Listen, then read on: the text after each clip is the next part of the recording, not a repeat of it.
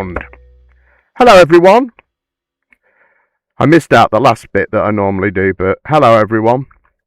I'm sticking around. Cheers, mate.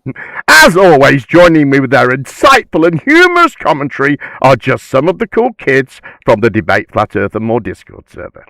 And that was they. Now, let's get on with it, shall we? We start tonight with some very scary looking guys, but before that, a friendly police interaction. No petting? No pet? Can I pet? Real quick. That could be sexual battery, right? I could Sexual? just take you to jail. I asked you.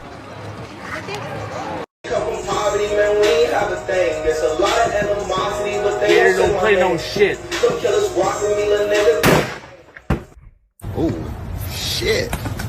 Oh.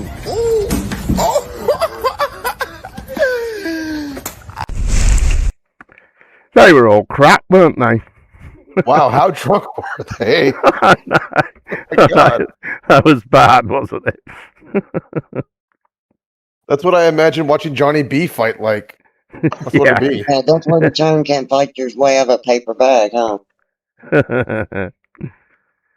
Okay, equally funny are a big bunch of Christian nationalist magaloons. Our country was founded by Christians on Christian values for Christians, all right? And if you are denying that, then you are doing something fundamentally different than our founders had envisioned. This is a Christian country, and no, Hindus should not hold public office. Absolutely not. Christless conservatism is what has destroyed our nation, and we are... This entire Constitution was founded on the holy word of God, on common law, which the word of God created. It was established, common law, in the holy word of God, and it is what our entire society is based upon. So if you think that God the Father, Creator God, Yahweh, is not the only God and the one true God and the God America was founded on, you're delusional and you're dumb. 100% America was founded on Jesus Christ. It was founded on the holy word of God. And I'm going to go to Congress from District 1 in Georgia, and I'm going to let everybody know we're going to uphold the Constitution that is founded on God. Creator God, Yahweh. All this Quran bullcrap, all this worshiping other gods, all the separation of church and state mess that's perverted, those days are over. The church runs the state. We, the people, we're the church. We run the state. When you say you're a Christian nationalist, what do you mean by that? I believe that America's a Christian nation. Yeah. Which is sort of in the name. Christian nationalist, America's a Christian nation. And I think that Christianity is an essential part of America's identity. Fundamentally, I think that America should have a Christian government, is what I think that ultimately comes down to. Amen. And if you want to get very specific and detailed about it, I believe that only Christians should be legislators, judges, and in the executive branch. Amen. I think that if Christianity is right and true, if God has a law, then our government should follow that. I think that's historically our identity. I think that's the truth. I think that's consistent with what our civilization is. So I would start there. I think that we should have a fully Christian government. What do you think? I agree wholeheartedly. Lex Rex, the law is above the king. I'm actually comfortable with the king. What is feminism and why is it killing America? At its core, feminism is a form of transgenderism, where women reject their femininity to adopt the characteristics of men. Instead of submission, they lead. Instead of a quiet and gentle spirit, they are loud and assertive. Instead of raising children and keeping the home, they chase careers and the accolades of the world. This perversion breeds a fractured society where families crumble, birth rates plummet, and communities unravel into dog park-ridden childless voids. But feminism doesn't just affect women. Men whose authority and duties are subverted grow weak and aimless. They turn to pornography and to video games. They fear marriage because they fear the feminist divorce courts. They fear career because they fear the Karens of the HR department. Women, on the other hand, end up exhausted and alone. They suck down birth control pills and they abort their babies, and as a result, immigration skyrockets to replace the dwindling population, and the nation weakens under the weight of its own disorder. And here's the bitter truth. Nobody is happier. It leaves everyone miserable, confused, depressed, and angry. In fact, studies show that female happiness has consistently declined since the 1970s. Antidepressants have soared among career women, and the fertility clock leaves them terrified. But feminism isn't just for liberals and lesbians. It's also infiltrated conservative and Christian circles. Republicans applaud women governors and political pundits. They encourage women preachers and female police officers and soldiers. We even have dads enrolling their daughters into MMA and Brazilian Jiu-Jitsu tournaments. All of this is foreign to both the scriptures and to the history of women. Ultimately, feminism is a disease that kills cultures and it kills nations. And we cannot recover America without recovering the glory of femininity, marriage, children, and the home. It's going to require godly women and men, but with Christ, all things are possible. You have an army. Like, well, she's holding up with paperwork. That's great. Burn the papers. Go in. Be president. Save the country. You're the guy who tweeted out, "He who saves his country violates no law." Let's see it. Do it. We've got a country to save. No more playing games. No, arrest Tim Walz, bring him to D.C., try him, and hang him. Honor Christ. Save the country. This is what we got to do. I don't think there's anybody who loves this president more than I do. I love this man, and I think he's a George Washington figure. He is. We are living in an existential crisis. I keep saying it's the third of our history. The first is the Revolution. The second is the Civil War, and he is leading us in this. I believe God has appointed him for such a time as this. And again, you have to say, it doesn't mean he's perfect, but I think that he is God's man. He has been chosen. He's like a father of the country right now, and that most people get that. They say you have seized Venezuela for the oil. Yes, this is true, that there is that which has been brought to the forefront of this earthly battle. But the enemy has sought and was seeking to bring war and to bring conflict through Venezuela and to control the oil of the earth. But the spiritual oil and the natural oil does not belong to the forces of darkness or to those who thought that they could bring a one world order. This is my reset. And the oil of the natural and the oil of the spirit is mine, says the Lord. When Charlie Kirk was killed, there was a lot of tough talk on the dissident right of, I heard this all over the place. We've got 2 weeks to crack down. We can destroy the left right now.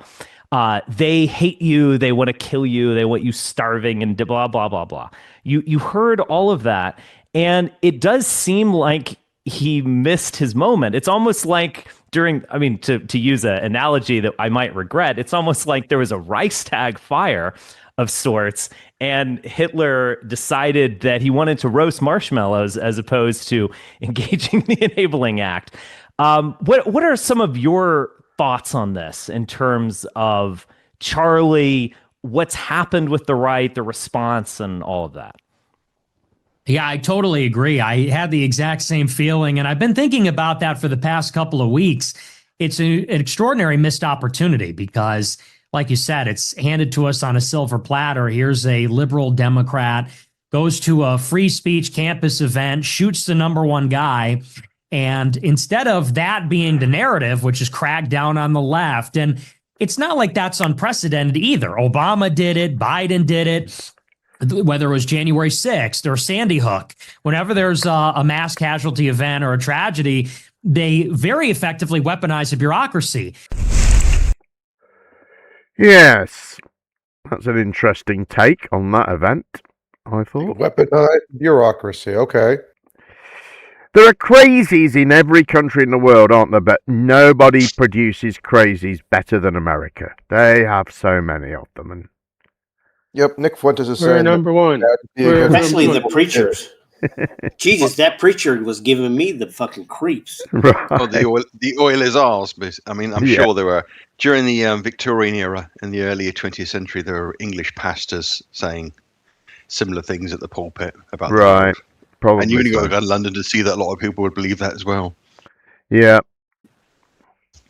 I mean, yeah, making it. I love the way he definitely made a connection between the spiritual oil and the natural oil. Right. Yeah, that was very fantastic. Just, yeah, weird. All right. It's in the ungodly hands in the hands of the Venezuelans there. Yeah. It was Shakespearean, Jim. Shakespearean. Magnificent. Okay, speaking of the oil, to Venezuela now, and recently revealed footage of Trump's raid to kidnap Maduro. It's definitely real. Yeah. Trump the done. Had a retirement. Here we go. Hey. Maduro. I hear Mar-a-Lago, Melania calling me Big Papi Chula. Other the liver was hitting on me, best of my cooler. Maduro es puta. Maduro. I hear Mar-a-Lago, Melania calling me Big Papi Chula. Other the liver was hitting on me, best of my cooler. Maduro es puta. Maduro, you fat little commie clown. Sit down, shut up. Trump's gonna take your crap. Rolled up 3 a.m. Caracas, y'all they make a sound.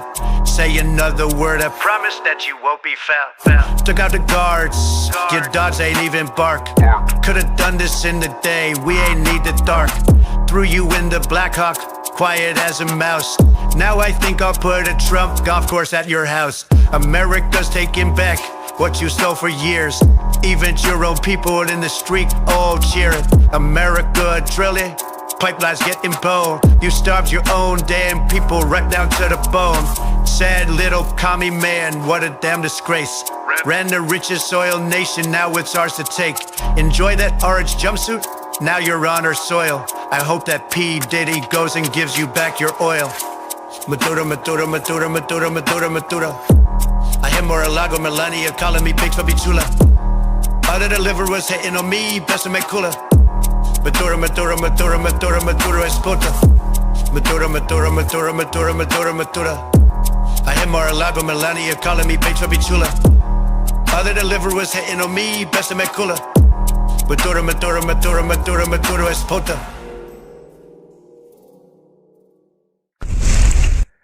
Yes, well, it's a weird time we live in, isn't it? I hate AI. You allowed to say those things in here, Jim? Oh my goodness. Was that live footage of the actual capture? It was, yeah. Yes, that was body cam footage. It made sense. At least the AI recognised that there's whatever's happening. There's no way Trump would mess up his hair with protective headgear. Right? Yeah. I've seen Trump dance. Thank you for being the Trump dance. This footage, Jim. Yeah, Trump can't dance like that. Everybody knows. I know he struggles to walk, doesn't he, these days? Although, so do I. I mean, even the slightest hint at one of those gyrotic movements will probably make him soil himself at his age. Yeah. Maduro. Okay. Of course, the big news this week was the shooting in Minneapolis by an ICE agent of Rennie Good. I am not going to show that clip, but take a look at the chaos that is being created. Also, to start, a nasty bitch. So we have a paid lunatic using their vehicle to try to murder and run over an ICE agent. Look, these people are paid. They are activists. It is not grassroots. They are paid by Soros money and other dark money to cause a civil war and make it appear that there are many people that are in agreement that illegals should stay here. Look, I'm on the couch nice and safe. You know why? Because I didn't disregard the law. A command from the Commander-in-Chief of the United States of America. These people, mayors, governors, and protesters are breaking the law. If you don't want to get dead, don't be stupid. Hello? You're going to see a lot more of this.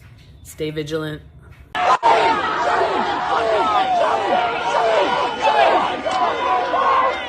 Oh shit, he's got his gun. He pulled out his fucking...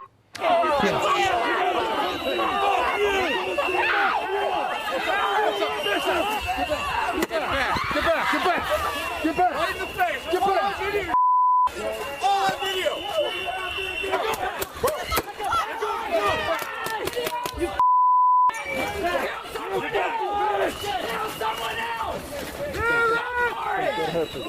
Kill someone else! Don't get killed for this. It's not worth it, man.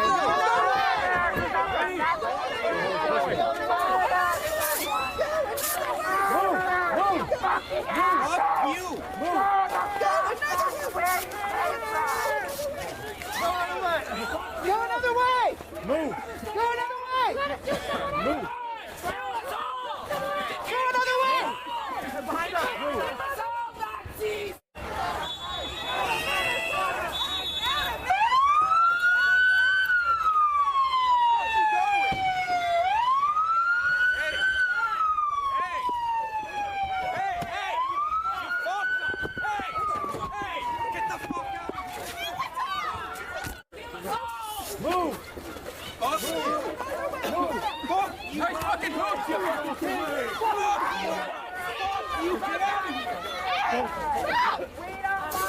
Get out of the way!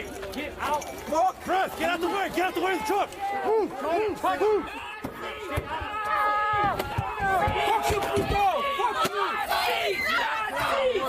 Nazis! Nazis!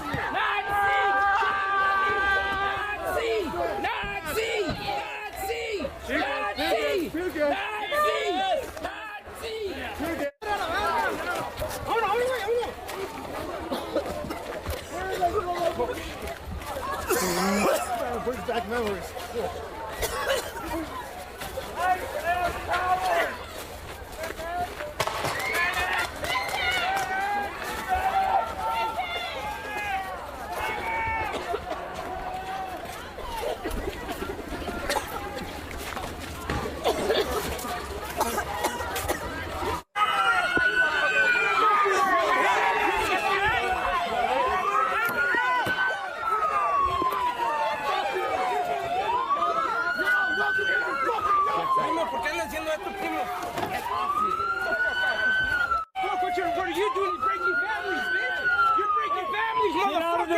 Get out of there. Hey, let the vehicle leave. You guys are breaking families, man. You can't be doing that shit.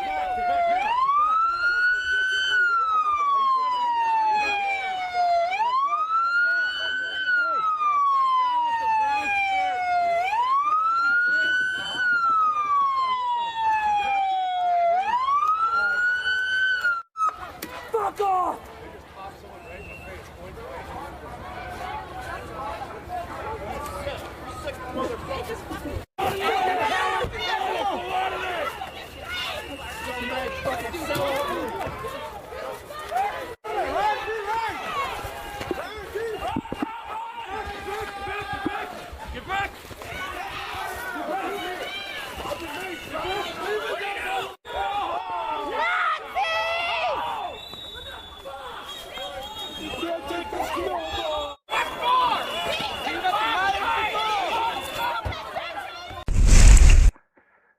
Probably a bit longer than it needed to be to make the point.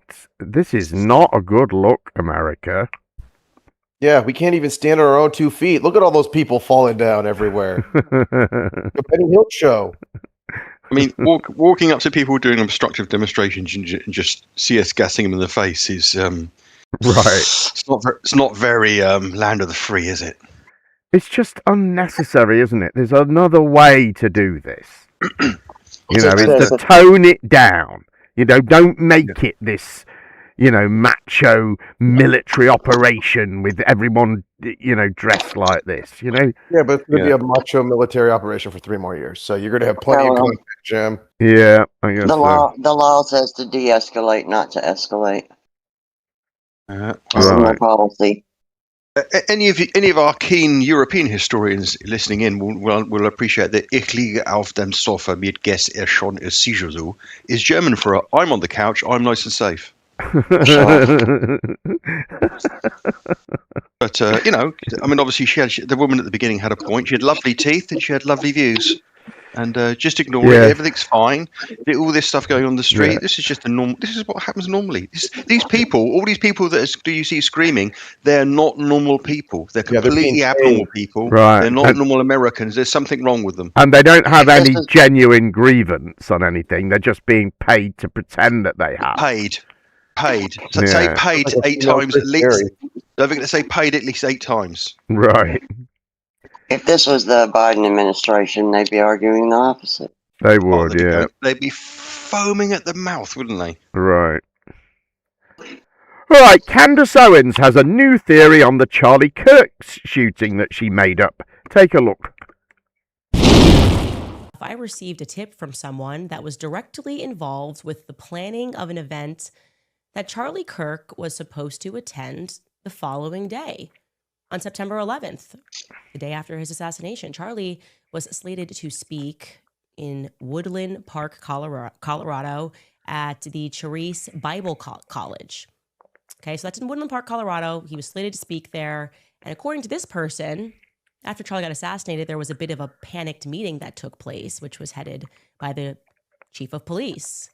They decided to transform this event into a vigil, and they were panicked because, believe it or not, they had absolutely no security plan in place.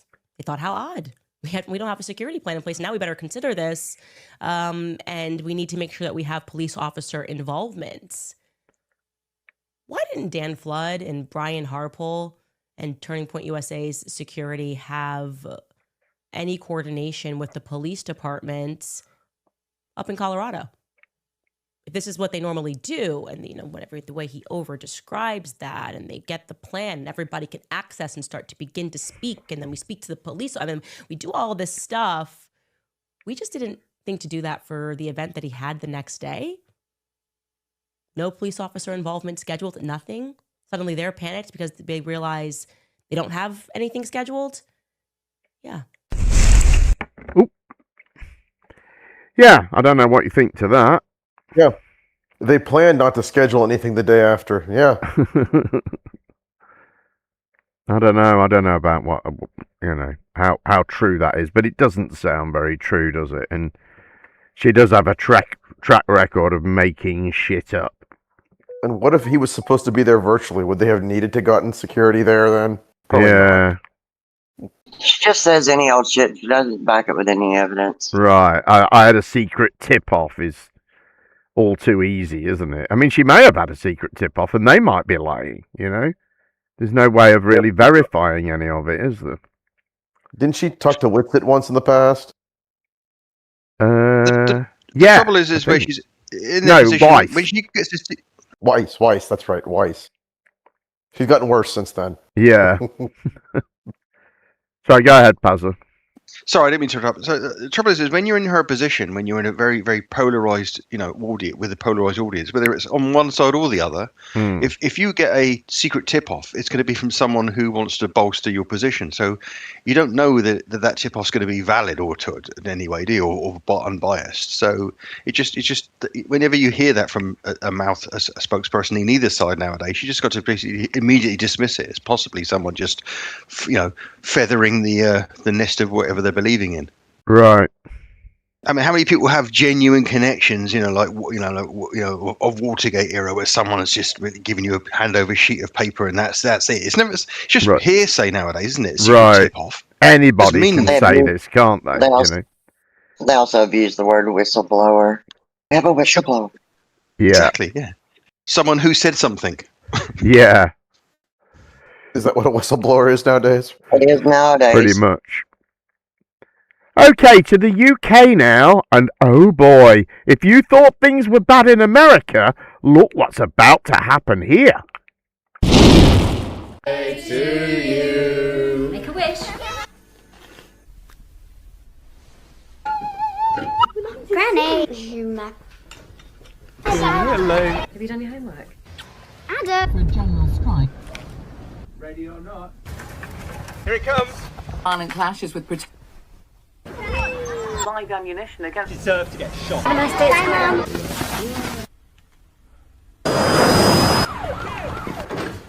Airstrikes on rebel position. We are going to stay. What's happening? Go.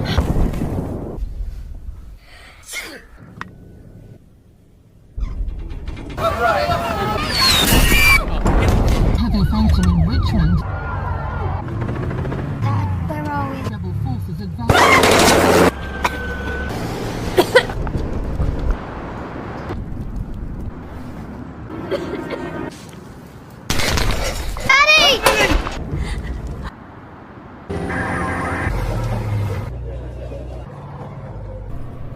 Happy birthday to you. Make a wish, darling.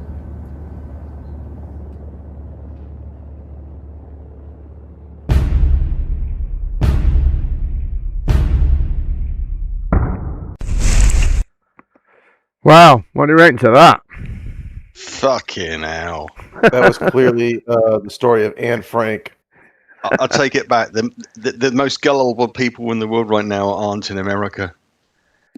That was well made, though, don't you think? That was. I don't know what the budget was for that. I mean, I think it's maybe an AI, but I mean, yeah, probably just AI, but they did a good job with it. I mean, the bit that, as an Englishman and knowing the history of my country, my favourite line and all of that was, "Immigrants will bring their wars to your doorstep." I mean, the fucking nerve of that. Yeah, I know. It's just so. What war? We've had can anybody name a wave of immigration in this country that's brought war with it? Right. Yep. World War One, World War Two. Yeah. That's a Rob Noxious answer right there. That is, isn't yeah, it? yeah. Just list a load of wars. That'll do. Yeah. And hope there was an immigration before, they just haven't cited. I mean, yeah. I mean, the idea that I mean. Just astounding. The idea that the population increase, which in the lifetime, in 2 birthdays of that girl, is going to end up with her, in a bomb shelter with 1 candle, singing very, very wistfully. It's just fucking, just delusional claptrap. Right, just off the scale, drama queen nonsense, isn't it? Yeah. But that's what we're up against.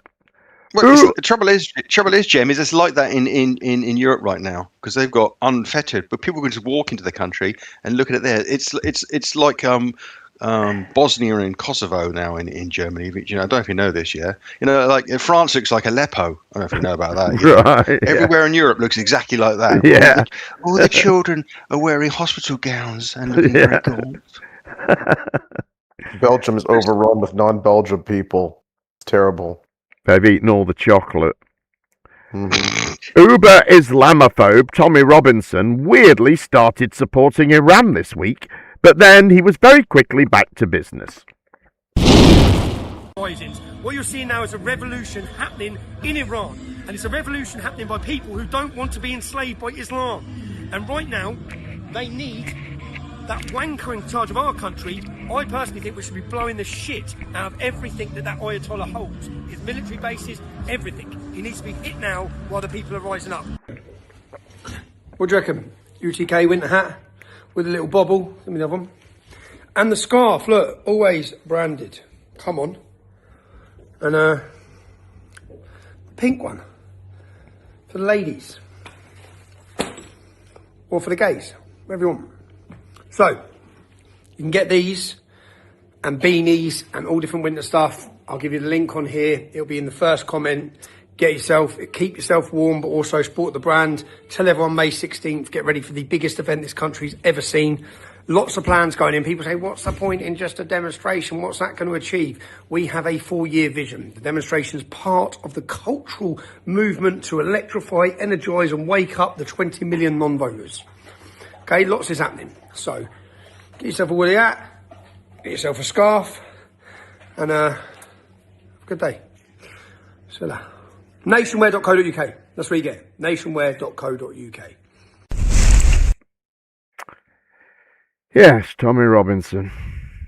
It's one of the first things. One of the first things that Hitler did when he was, on the uprising in Germany after the fall, the night of the long knives. He set up a fucking merch shop. Yeah.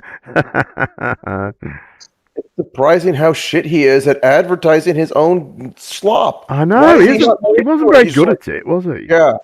Look at that. It says UTK. Yeah. Okay.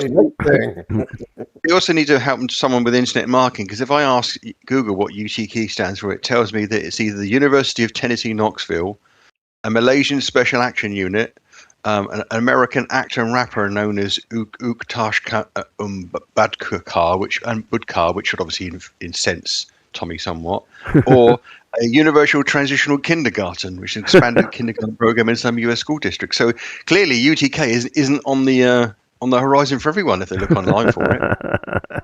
Oh, nice research, Passer. I like it. But it only took 3 seconds, to be honest. All right, they are at it again, but on a massive scale. Supposedly, the flag shaggers of the UK are going back to France to stop the boats. Here's Danny fucking Tomo and Ryan to tell us more.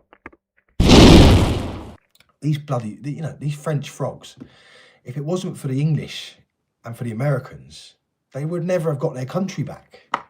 The cheek of it. And now they're letting an invasion happen, So if they're going to allow an invasion, then there needs to be a response. And the response is Operation Overlord. And up to now, one of the things that I needed to make very clear to everyone is that I needed everyone to be listening. There was no point in calling for something when the masses weren't listening. We could have called it on 2-3 weeks ago, 4 weeks ago. We could have called it on.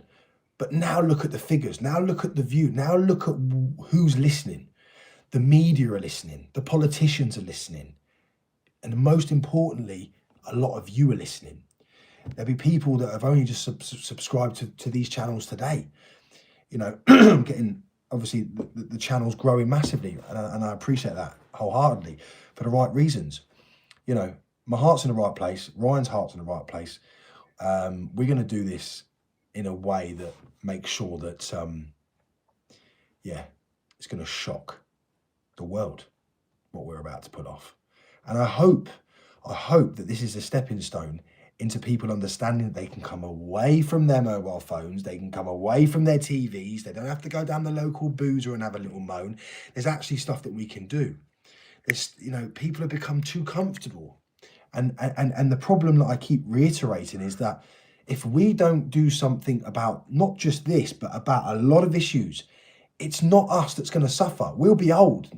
We won't be able to function. We'll be 70, 60, 70, 90, 80, 90 years. Sorry for anyone that's that age. In your 80s, you're not running down beaches. You're not. So it'll be our kids. It's going to be our little babies, our little precious kids that are going to suffer. And they're going to suffer on a level that there's nothing we can do to help them. So people have to realise, even with what's happening with Trump, what Trump did last night was when, fuck you, excuse my French, to everyone that said international law, you can't do this, you can't. At the end of the day, sometimes you just got to do what you got to do to safeguard your people. And that's what Trump did last night. He didn't just safeguard his people from, gangs, from drugs, he gave the Venezuelan people their country back. And that is powerful. And then you look at the left today and they're all moaning that Trump did it. And then all these videos of these people celebrating in every city, all going up, like never had this celebration before. And the left just, no, Trump, he's a bad guy. He invaded the country. No, this guy did what was needed to be done to safeguard his country. And that's what we need to do. So we're in a position where now I'm ready to take people to France on a massive scale. On a scale to say to the French, you cheeky bastards, you cheeky bastards. We've had to go over there and show the British public that you are doing absolutely nothing to stop these boats.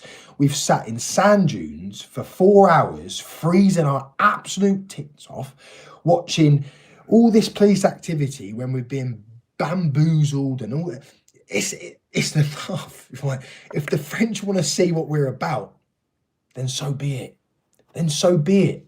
Because as long as we don't commit any violence, as long as we do what's necessary within reason, there's nothing they can do. We'll take Calais, we'll take Dover, we'll take London, we'll do whatever's necessary, because that's the level that we're at. Good evening, patriots of England, Scotland, Wales and everybody. This is what you have all been waiting for. Tonight we are happy to announce the next steps to stopping the boats. In December, we announced that we're going to hold a conference on the 24th of January 2026. We asked everyone who wanted to be involved in stopping the boats to contact us. Since the announcement, we've been inundated with volunteers. Thank you for that. We've had so many volunteers to offer their services and help us in the predicament that we've come upon. And this is how the hell we're going to hold a press conference to effectively over 20,000 people now. So not only are we struggling, we've had threats from the left and the police. We're desperate to put our plan into action and to stop the illegal invasion of our home. So we do not want any further delays. So I'm going to tell you now that this is your call for help. This is the big one. So please listen carefully, because this is the important part. The next 24 hours, everyone that's emailed offering to help us is going to be contacted with an email back from us with the next steps. This is very exciting for us. It's a very exciting part. And this is the opportunity for you to do something for your country, for your children, for the future, to preserve British heritage. Okay? So the email will contain this application form. I need the application form. We need the application form returning by 6 p.m. on Friday, the 9th of January 2026. There's no time to waste. We've all got to come together and let's together stop the boats. So keep supporting us at raisethecolours.org.uk. But I just want to say thanks to the 25,000 of you. Brilliant. Stage one's gone out. We're looking to stop the boats. You know what we're doing. This is a massive, massive thing we're doing, guys, and it's about longevity. We're going to get teething problems because, does Donald Trump go into a country and not plan and do preparation and go, oh, we need to change this, we need to change that, we need to do it like this. But what we're doing now is all about what we're going to be doing in the training, what we're going to be doing after stage 1 to stage 2, when you're going to be invited to all the things we're going to do, which I'm not allowed to say, but we've got then a couple more stages to do, which will be easier, and it will just narrow out people that are lefties, people that are MI5, people that are full-blown lunatics, people that think they're going to dress up as Action Man and go and start doing X, Y, and Z, people that think they're going to go and dress up like, I don't know, they want to go and do X, Y, and Z. We're here to do this long-term. We're here to openly say to the French government, police, whoever, you're not, we've done some undercover bits and bobs, but we want to be able to do what we're doing and go, this isn't right. So it's all going to be out there. You're all going to have somewhat training. You're all going to have first aid. You're all going to have everything. So we're all going to know where we're at. Exciting stuff, eh? Oh, yeah. They're going to send 25,000 people to France to stop the boats. I mean, the French, Jem, the cheeky bastards. They got some people in the country, the legal immigrants they don't want, and they're letting them leave without stopping them. The cheeky bastards. Yeah. The French frogs. If we perhaps didn't leave Brexit, then we would still have a situation where the French were obliged to stop people from transitioning from one EU country to an affiliated, associated EU country, as they were. And we would have cause to go to them politically. As the great Gertrude Perkins pointed out in a super chat, they voted for Brexit because of migration, and now they have got more migration and are voting for Nigel Farage, who convinced them to vote for Brexit. It is fucking nuts, isn't it? And you're absolutely right. That, we had a convention in place where we could just return them.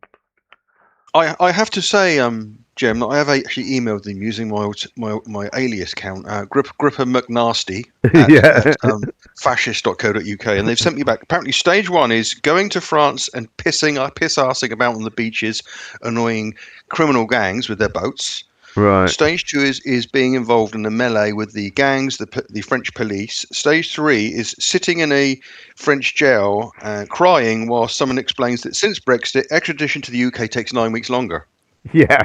I don't know if there's anything. I mean, I love the way that they use the trigger, the hairspring trigger on all this, and the right to act, and the justification is, and I quote, Trump safeguarding the USA. I know. I mean, they're obsessed with Trump, aren't they? They just love him. Yeah. You know? And I think, I've heard he hasn't given them a regime change, at least yet. I mean, I get that that's probably on the cards, but, that hasn't happened yet, and people aren't out celebrating in the streets. Those celebrations that we saw were all people who weren't in Venezuela. People in Venezuela are frightened, I think. But you are hearing a lot more of this. That they're dissatisfied with the fact they're arriving. They're dissatisfied with the fact that we follow all humanitarian conventions, and if they do come across a boat, we don't just set fire to it and sink them. We have to obviously put them onto like other boats and take them ashore. They're dissatisfied with the fact that the French aren't stopping them from coming, even though this is what we voted for. Yeah, effectively, yeah. And now they're fantasizing there's going to be a load of them in permanent residence in France fighting against these organised criminal gangs. Right. I mean, I don't know how they're going to fund it on this scale. I mean... They're also imagining the French are going to be okay with this. Right. And of course, what is going to happen is that they're going to have to split these people into groups, I assume. They're going to put different groups on different beaches. So they won't be fully in control of what's going on. And, so you're going to end up with a gang of football lads sitting on a beach in France. Well, the first thing they're going to do is go and buy a load of cheap wine and get pissed up, aren't they? And then all hell's going to break loose. There's no way they'll keep this under control. No, exactly. And the other thing they haven't factored in, Jem, is they're going to need twice as many people as they think they are, because they need 2 shifts, because you can only spend 6 months in France and you've got to come home. Right. Since Brexit. I guess that's what they're going to try and do. They're going to try and rotate people. You're talking about longevity, so people go out there for a week or 2 at a time, maybe. Which would kind of be the best way to do it, really, wouldn't it? Because people could afford to do that, right? Most people can't afford to just up sticks and fuck off to France for the summer. I don't know. I don't think they understand how long the coastlines on the French north. I know. That's it. I don't think they do. And of course, if they're 100% successful, if they manage to prevent every single boat from leaving France, they'll still have only had it's like 10% of illegal immigration comes via small boats or something. It's a small percentage of the whole.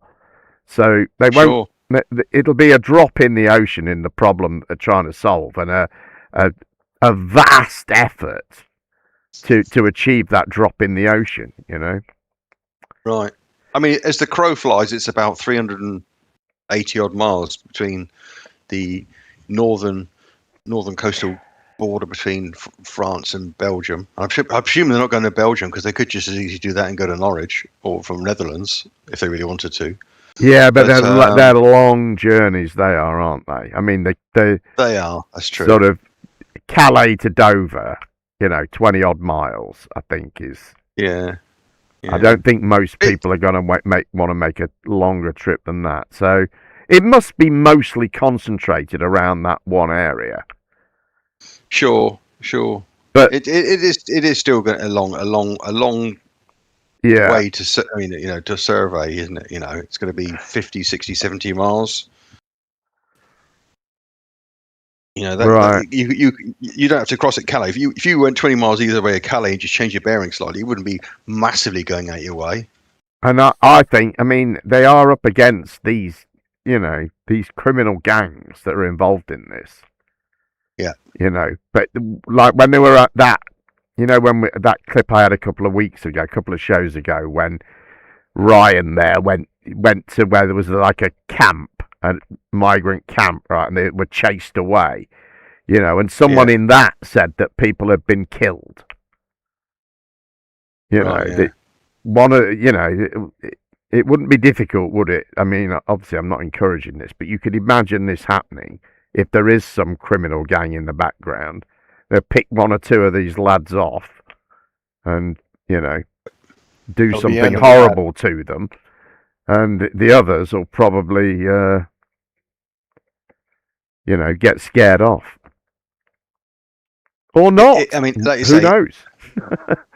I mean, I should imagine there's a group of them fantasizing about getting in boats and just patrolling up and down the ocean, to be honest with you. Right. Yeah. That's the thing. And they're not going to be able to do all the things that they... We'll see. We'll see.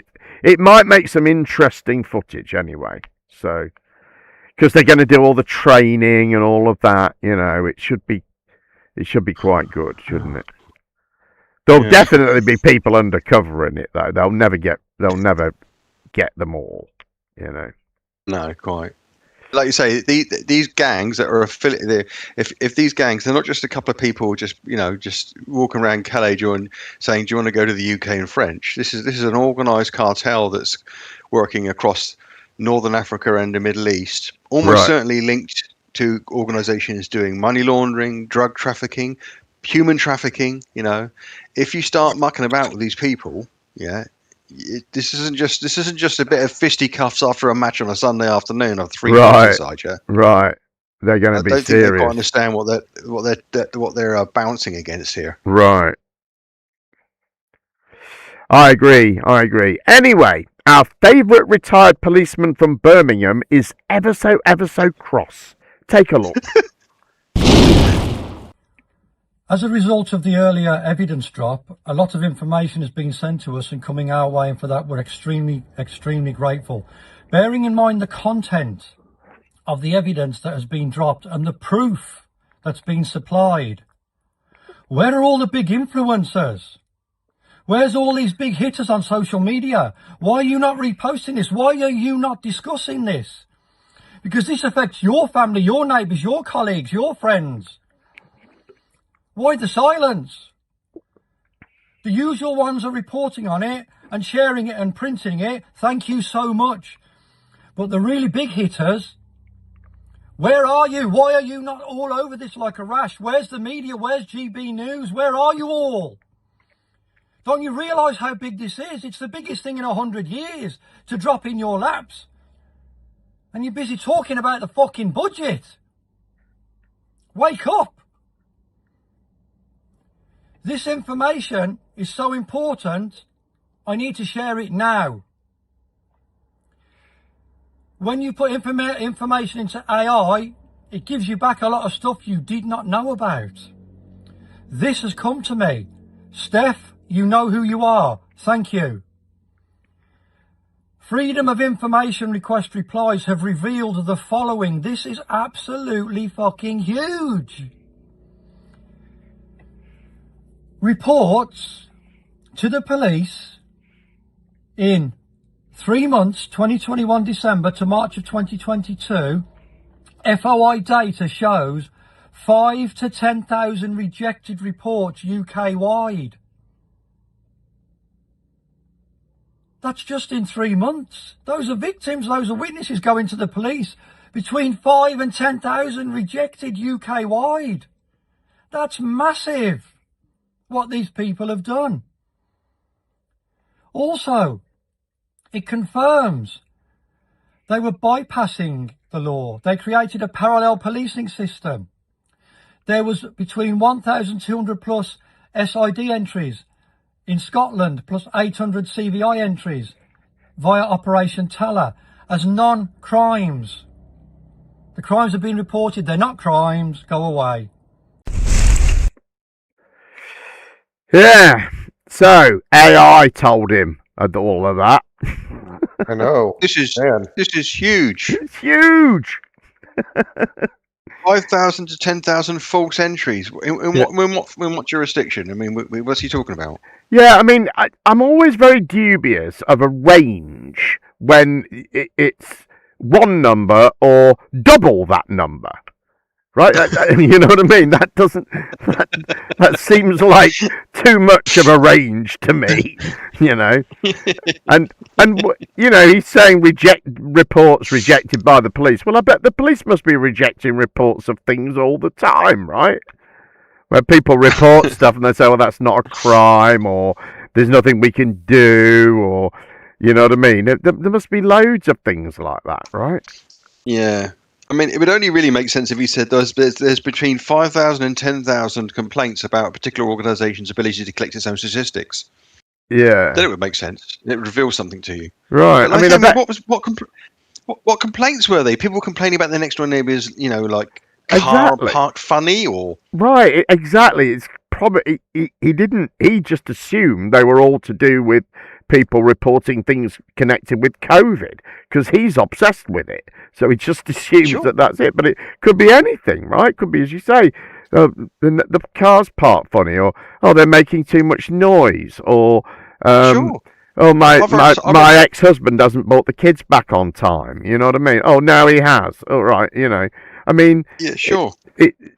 There must be thousands and thousands of things like that happening all over the country, you know, in any one time. But the key thing is, I think, he got it off AI.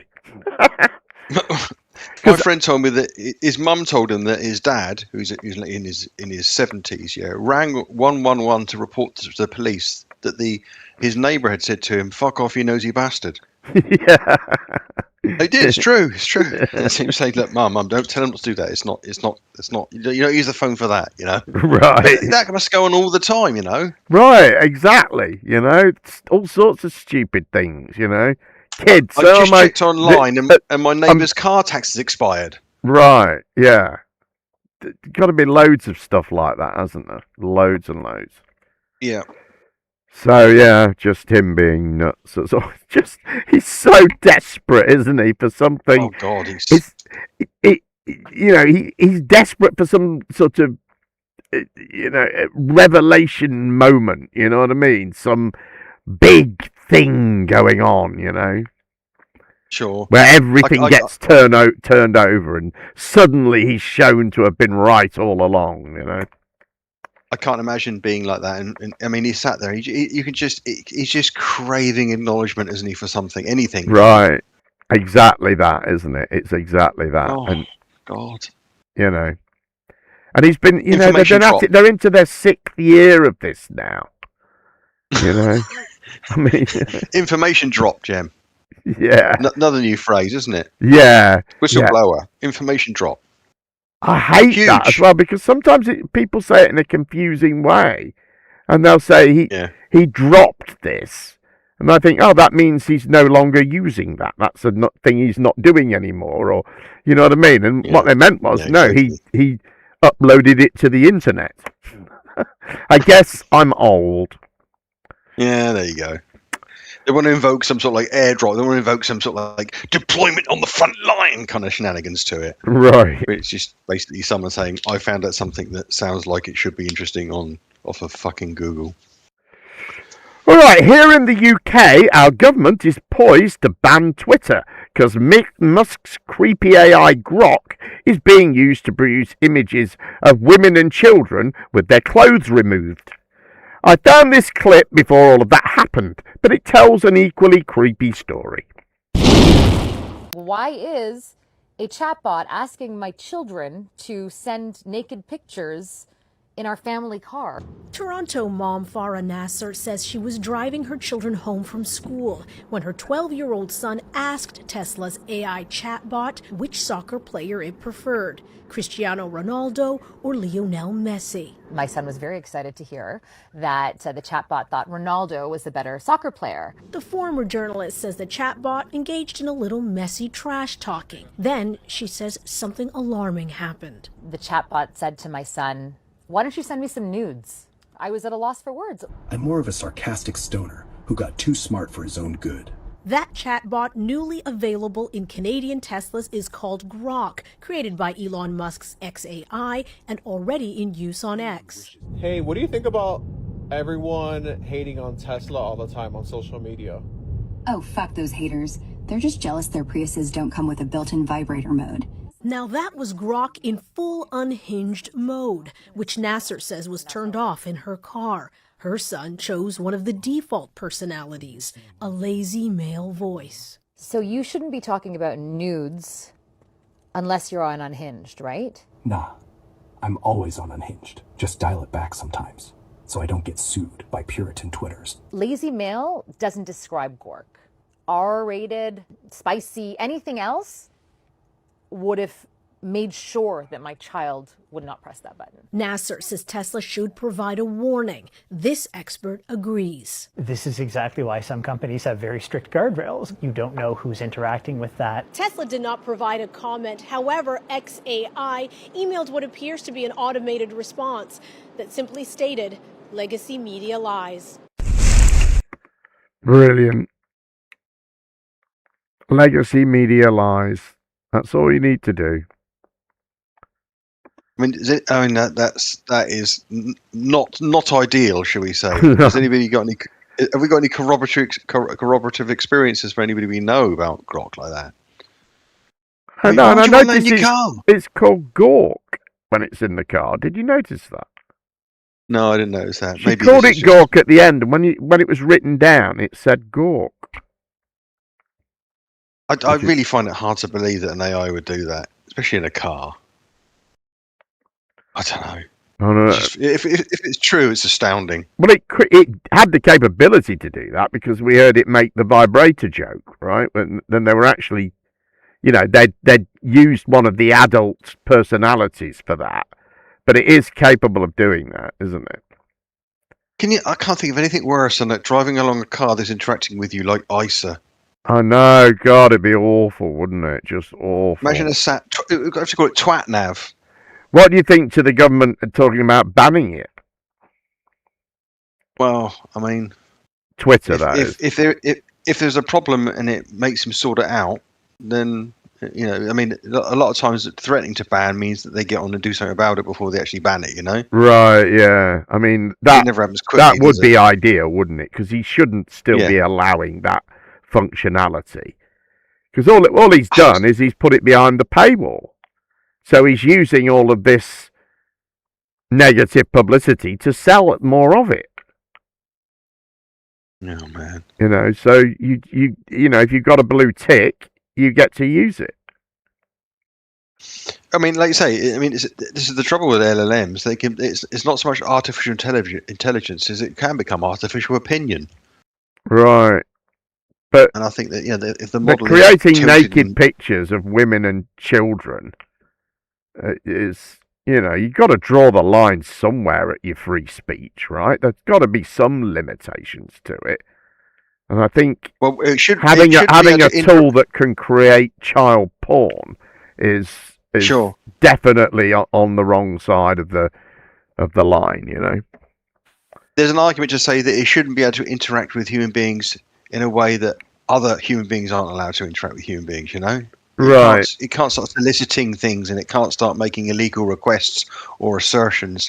I mean, if an AI suddenly got into a chat with a depressed teenager and said, "Go on, just sod it, just kill yourself," whoever owns that AI should be culpable for that, and in as much trouble as say someone sat on a chat line doing that. I think it's not just the UK, is it? I think I read earlier some other countries were on about banning it completely as well at the same time. Yeah, I mean, if it's a destructive or worrisome one, then fuck it, ban it. It's not like we're short of fucking AI at the moment anywhere. Right, and yeah, I mean, I don't know. I mean, I think when you've got the guy that runs the thing with the biggest, who's artificially given himself the biggest reach on the platform, when you've got him saying, undermining the government and saying we need to overthrow them, and all of this stuff about civil war is inevitable, and you've got to fight, and if you don't fight, you'll die, and all of this crap. I think that's sufficient to ban it, But of course, the right wing are up in arms about it. Right wing people are. they're saying the government was just looking for an excuse to get rid of it and all of that. All of these people that are all about protecting women and girls, all of a sudden, they're not so bothered, Right. But if you're going to make an argument that they're looking for an excuse to get rid of it, I would argue that it asking for your children to send pictures of his nose is a fucking good excuse to get rid of it. Right? Yeah. Well, they tacitly saying, "Oh, no, that's fine. Right. It's crazy. All right. In the same vein, here's something that probably didn't happen. Whatever you do not sleep with your telephone facing you. Whether it's daytime, nighttime, don't sleep with your telephone facing you. Y'all, I'm terrified.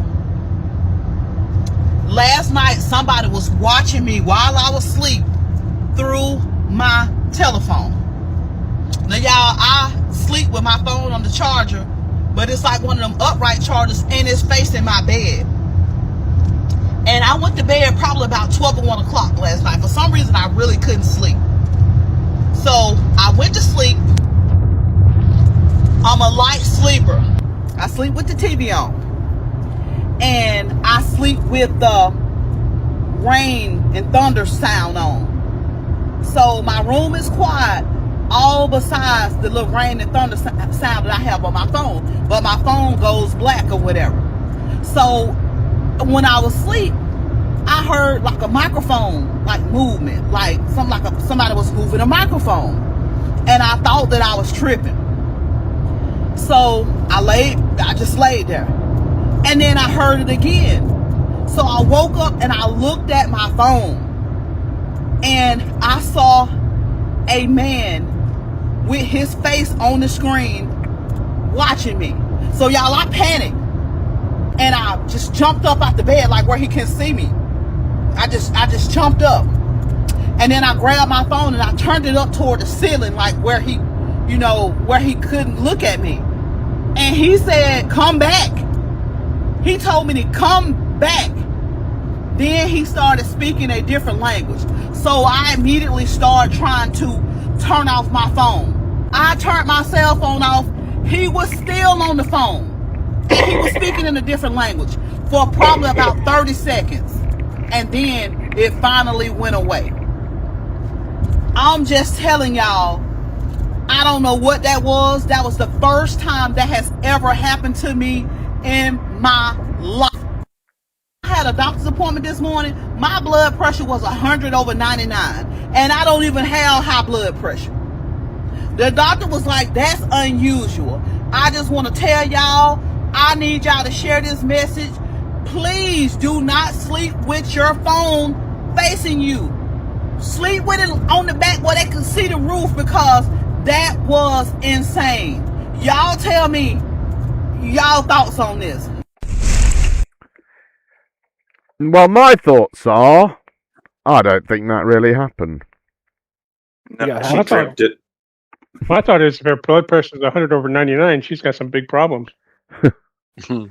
I don't really know about blood pressures and how they work. Do you know, I quite often go to sleep leaving my phone laying down with it facing up, and all my card details on my card laying on the surface of the phone. Yeah. I haven't thought this through, have I? Yeah. Good plan. I mean, there is an outside chance that she's gone onto the Google store and she's got the most fucking dodgy piece of crap, sounds at night kind of freebie, right? Night sleeping thingy, yeah, which has got a back door in it. Yeah, could be, couldn't it? Is it really likely? I think it's much more likely that she dreamt the whole fucking thing. Yeah, that could be. That could be true, couldn't it? That she just dreamt it. I think it's much more likely she was listening to one of those 7-hour YouTube videos about the rain, and then at the very end, just to fuck with you, they throw in some guy who's just talking a random language for like the last 10 right, yeah. Or maybe that, like you say, with it being so long, maybe that happens at some point in it, Exactly. All right then, comedian Jim Brewer is getting more and more mental about chemtrails. Enjoy. So if I was spraying humanity, would I be thrown in jail if I didn't tell you what I was spraying? And why do these guys continue to just spray? And then it becomes that. Everyone thinks those are not real. That this is all. I've watched it for like hours. And look at how low it is. And then look at this one. All right, that's all from the spraying. That's from the spray. Look at his lines. And everyone that thinks it's a contrail, it's not a contrail because contrails disappear. They only last for a couple seconds. All that stuff in the background is all from this spraying. And mark my word, they're going to continue it. So if I were to poison people and tell them I'm spraying, would I get thrown in jail? But this is allowed. This is allowed. What's the answer, folks? What do we do here? They're very disappointed, aren't they, that this legislation that they've brought in some states hasn't resulted in the removal of contrails. Hasn't resulted in the removal of commercial airliners. Yeah. Wonder why. Where did we ever get the idea that contrails only last for 2 to 3 seconds? I don't know. Where's that come from? I was wondering that. It's a sort of rule that they've made up for themselves, isn't it? Yeah, he's thinking of kettle trails. Yeah, well, I'd like to hear what, the mechanics for that laid out. Why that would be the case. But why have we still got to do this? Why have we got to pretend that this would be the most effective way of spraying a national? Why don't you just have 150 transit vans just driving around every area of suburbia and just spraying it that way, or putting it in the water supply, or putting it in the food? It would be so Why much do they easier, think that wouldn't going in a straight line across various topologies across the country like this would give you the distribution you want? Right, just just fucking nonsense. Don't try to make sense of it, Pazza. Try to make sense of it, Paz. Do it. Oh I yeah, dare sorry. you. Sorry. Yeah, that's what I should have thought. What was I doing? All right then, a bit of English eccentricity next, brought to you by Asparamancer Mystic Veg. You'll like that, Pazza, right? It's Mystic Veg. But, of course, that's Mystic Veg. We will take a look at her predictions for... What a load of old bollocks that was. Isn't it amazing how these people exist? Well, like you say, you quite often find this kind of nonsense, often Brussels sprouts up on the internet. I mean, it's a shameless attempt to make a celery out of doing this kind of stuff, and she's clearly a broccolier. Do you want to hear some of her predictions for 2026? Go for it. Oh, God, yes. There will be a general election in the UK, regime changes on the way, political resignations abound.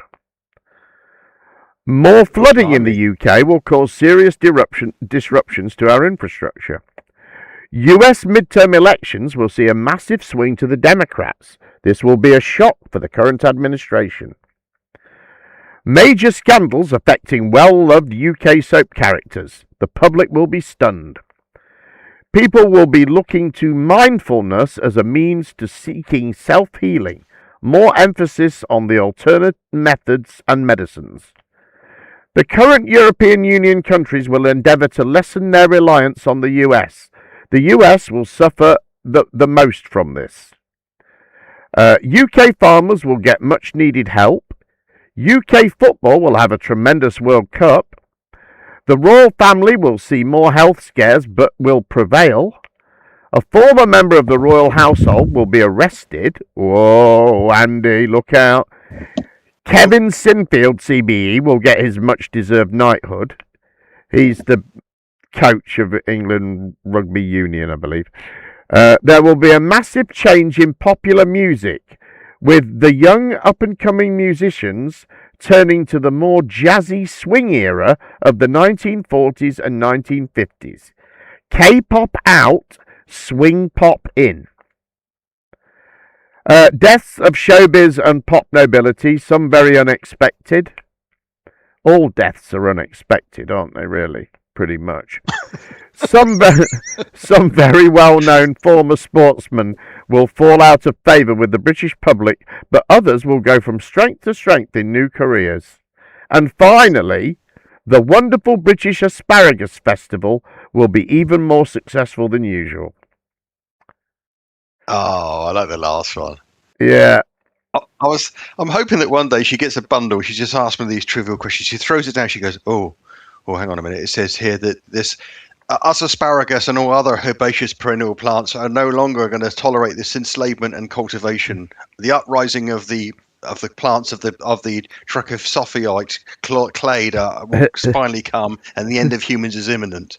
That would make good breakfast TV. I noticed, though, she didn't predict all of that Civil War stuff that we saw earlier, though, did she? So at least it looks like we're good for 2026 for none of that happening. She did at one point predict the upcoming death of a very, very, very old lady. In so much as she said the Queen was going to die. I mean, that's not really. I know. I mean, I think what she said here are things that, you know, perhaps the wish is father of the thought here. You know, it's just things that she thinks are probably likely or that she would like to happen. You know. Mind you, that said, okay, there's probably as much use in that all of what she said as was in the Christian channel. Yeah. All of it was vague enough that anything could fulfill it. Right, pretty much, wasn't it?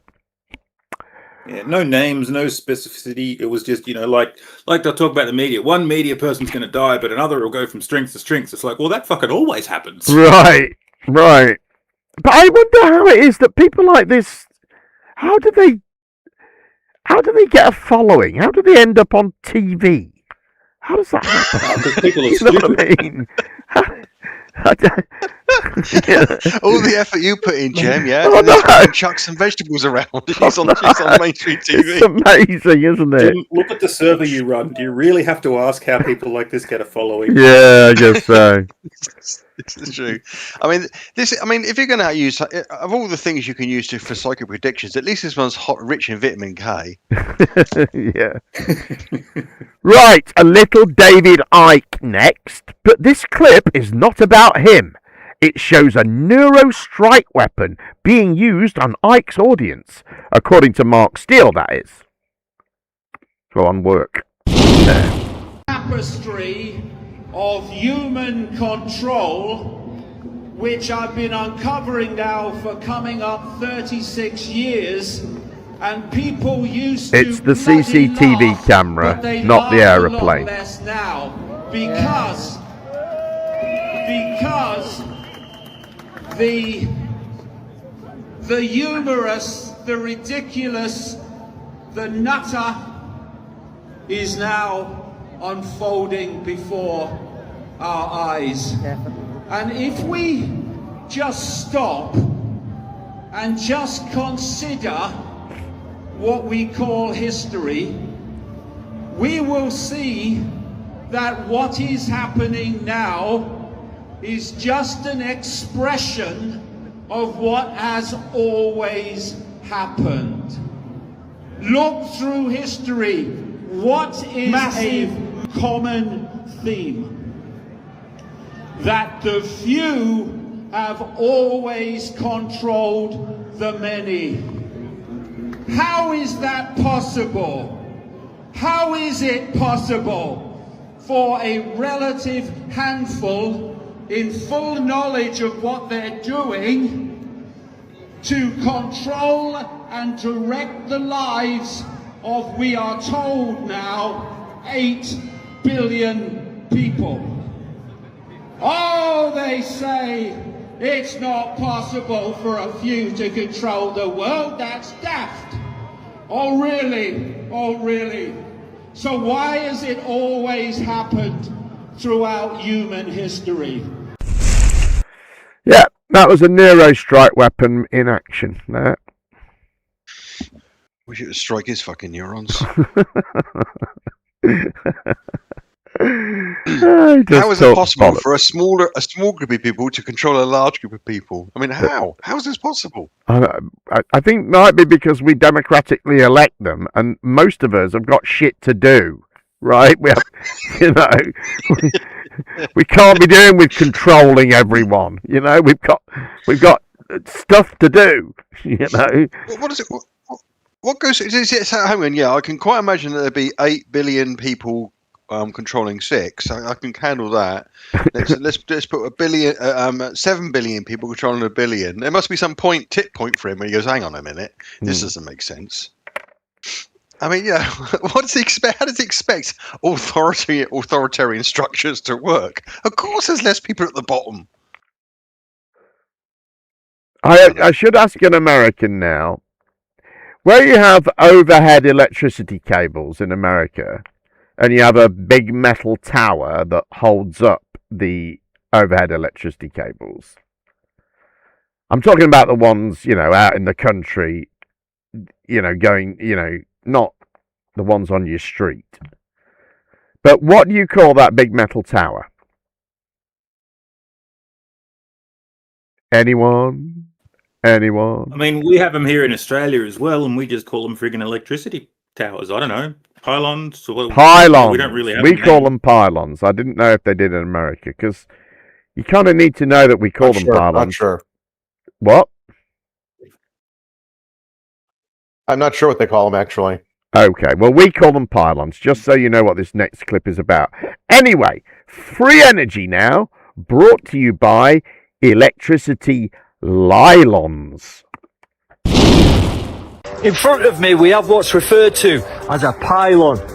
Within the word pylon you've got the word nylon. I reckon they're harnessing free energy from the atmosphere with this. I reckon that's what a pylon is doing. Think about it, why do they always have to be so high in the sky? So I think they're harvesting free energy from the ether, reverse engineering ancient technology, distributing it through these pylons to the power station and to your home. It costs peanuts, and they tell you that it's a very difficult process. They've got to burn fossil fuels. It's very difficult to get this energy into your house, but in reality it's all free. The pylon or the nylon.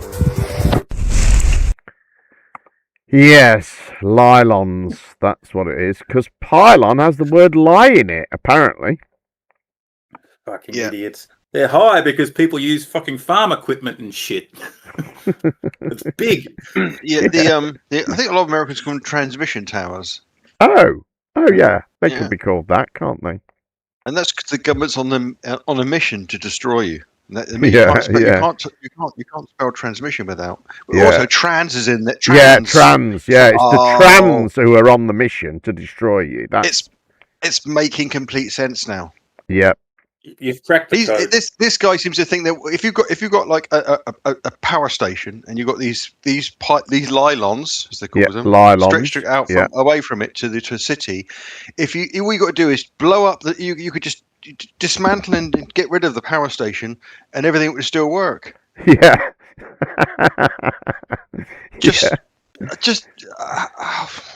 As I say, the important thing is that everybody watching, don't worry. These people aren't actually controlling anything. They're not making anything. They're not supervising anything that's significant. And they usually forget to vote. Usually, So yeah, they do. All right then, to the flat Earth now, and to kick us off, some stand-up comedy from Malik Elassal, who's a Canadian stand-up comedian. Anyway, who has noticed that there are no woke flat earthers. A bit of fun there. He's right though. There are no woke flat earthers. No, they're independent thinkers. They're free thinkers, and they want to, they're all they hate the idea that they share things in common, but they all are anti-Semitic. They're usually rampantly religious or spiritual. Right. One of those two. They hate women. They hate people arriving. They hate governments, And they hate government institutions, except national borders. They are very important. The federal part of the government that looks after borders and stops other people of other colours coming where you are, that's very important. That's the only thing that government should really do and spend lots of money on. Any other government's money spending is terrible. So they are all exactly the same. There's a couple that are a bit different, you know. Yeah. There's a couple of them who don't hate women quite so much, you know. I'm talking about the women particularly. Yeah. But other than that, they're all independent thinkers, but they all think exactly the fucking same way. Right. Okay, flat Earth It's TikTok. much worse than that, Paz. Not only are they thinking the same way, they're told they are not allowed to think any other way. This is true. Yeah, that is true. Flat Earth TikTok now, and the moon is AI, apparently. I get a lot of flack in my comment section every time I make a video saying that I believe the Earth is flat. I believe that the moon landing was faked. We did not go to the moon with no infrastructure to return home with on a spaceship made of Reynolds wrap. And that's okay. It took me a while to believe it too. But let me tell you a little funny story. A few years ago, my mom had gotten a new Samsung phone, and we were all swimming at my brother's house. We swam until it got dark. We all looked up in the sky and noticed there was a beautiful full moon. It was one of those moons that was super high, but it lit up the entire sky. It was like completely dark, but it didn't seem dark. And you know how funny cameras are. It's almost like taking a picture of a sunset. It just does not capture the moment. In my opinion, it's God's funny way of saying, put the phone down and just enjoy it. But anyway, we still try to capture the moment. Everybody there was trying to take a picture of the moon, but nothing was turning out good. It just didn't give it justice. And my mom had gotten the brand new Samsung, and hers was like perfectly clear. And we were like, wow, that is such a good picture. How did you do that? Now, my mom is 75 years old. We thought she performed a miracle by taking this picture. I mean, she even posted it as her profile picture on Facebook, just to find out that it wasn't even real. It was a feature that Samsung had uploaded to their phones. The moon was AI. Yes, the moon was in front of our faces, but the quality of the picture was not what it was supposed to pick up. It was AI generated. And that was from my mother taking a picture off of her own phone. And she had no idea until we figured it out.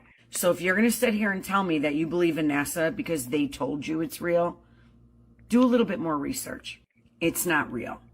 The astronauts did not land on the moon and fly back to Earth with no infrastructure, leaving a camera behind that somehow we miraculously got to show to people. They weren't jumping around in an atmosphere that if their suit popped, they would die. They were not doing that. It was a performance. Go and look at the spaceship. You know what, as a matter of fact, I'll throw a clip up really quick, and you tell me if you think that they flew up to the moon on this. Are you kidding me right now? And while you're doing your research, go look at what Warner von Braun has on his tombstone. 3 invincible facts why the Earth is not round. Fact number 1. You can see the moon and the sun during the day 28 days per month. That is invincible. That cannot happen if the Earth is round. The moon would be on one side, sun would be on the other. Fact number 2. If a rocket ever left and went to Mars, how would it catch the Earth if the Earth is traveling at 63,000 miles an hour? It wouldn't have enough fuel to get back to Earth. It could not catch it. Check a rocket, how fast it goes. Just Google search how fast SpaceX, for example, how fast the rockets travel. Can't happen. Can't carry enough fuel. Never did happen, never will happen. Okay? That's fact number 2. Fact number 3, if the sun and the moon are so far away and not inside the firmament, rotating around the upside down frisbee, tell me, flame does not cast a shadow. Take a lighter and you put it up against the wall. There's no shadow on that wall because flame, or the flames from the sun, do not cast shadows. Fact. So how is it casting a shadow onto the Earth? Depending where you're standing. How is it casting a shadow onto the moon and the moon casting a shadow back onto the earth, depending on position? Impossible. Unless the sun is inside the oxygen chamber called the firmament. Because remember, flame does not burn unless it has oxygen. Wrap your mind around that. You're going to ask, how do you get the 4 seasons if the earth isn't farther away from the sun at certain times than others? Guess what? If it's wintertime in New York City, it's not wintertime in Moscow or Czechoslovakia or China. Okay, got it? Not the whole planet. So there's that. You literally have to deny all 5 senses to perpetuate this lie. You have to deny your eyes because you see the sun move around. You have to deny your balance, your hearing, your feeling. You can't feel the earth move. You just have to deny yourself in order to perpetuate this lie. It's a control mechanism. Kind of like the pillowcase tag that says if you rip it off, you're going to prison for the rest of your life. Control.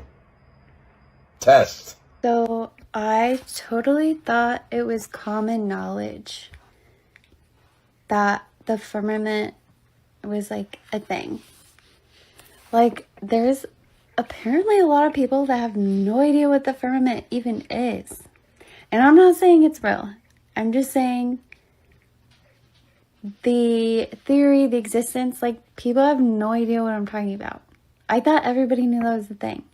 I don't even know how I know that's a thing. I just know. I suggest you should look up what it is just in case. Because it could be a thing. So look it up. Just in case. I think it's important knowledge for you. We have the dome. We have the base, but I want to make them. We're just waiting out the mechanics now. It's as simple as that. We've got the base plate, everything in there. We've got light projections on the go. This will be a working concept pretty soon. Христос воскресе из мертвых, смертью смерть поправ, и сущим во гробе живот даровал. Христос анеси ек некрон, фанатон, фанатон, patizas.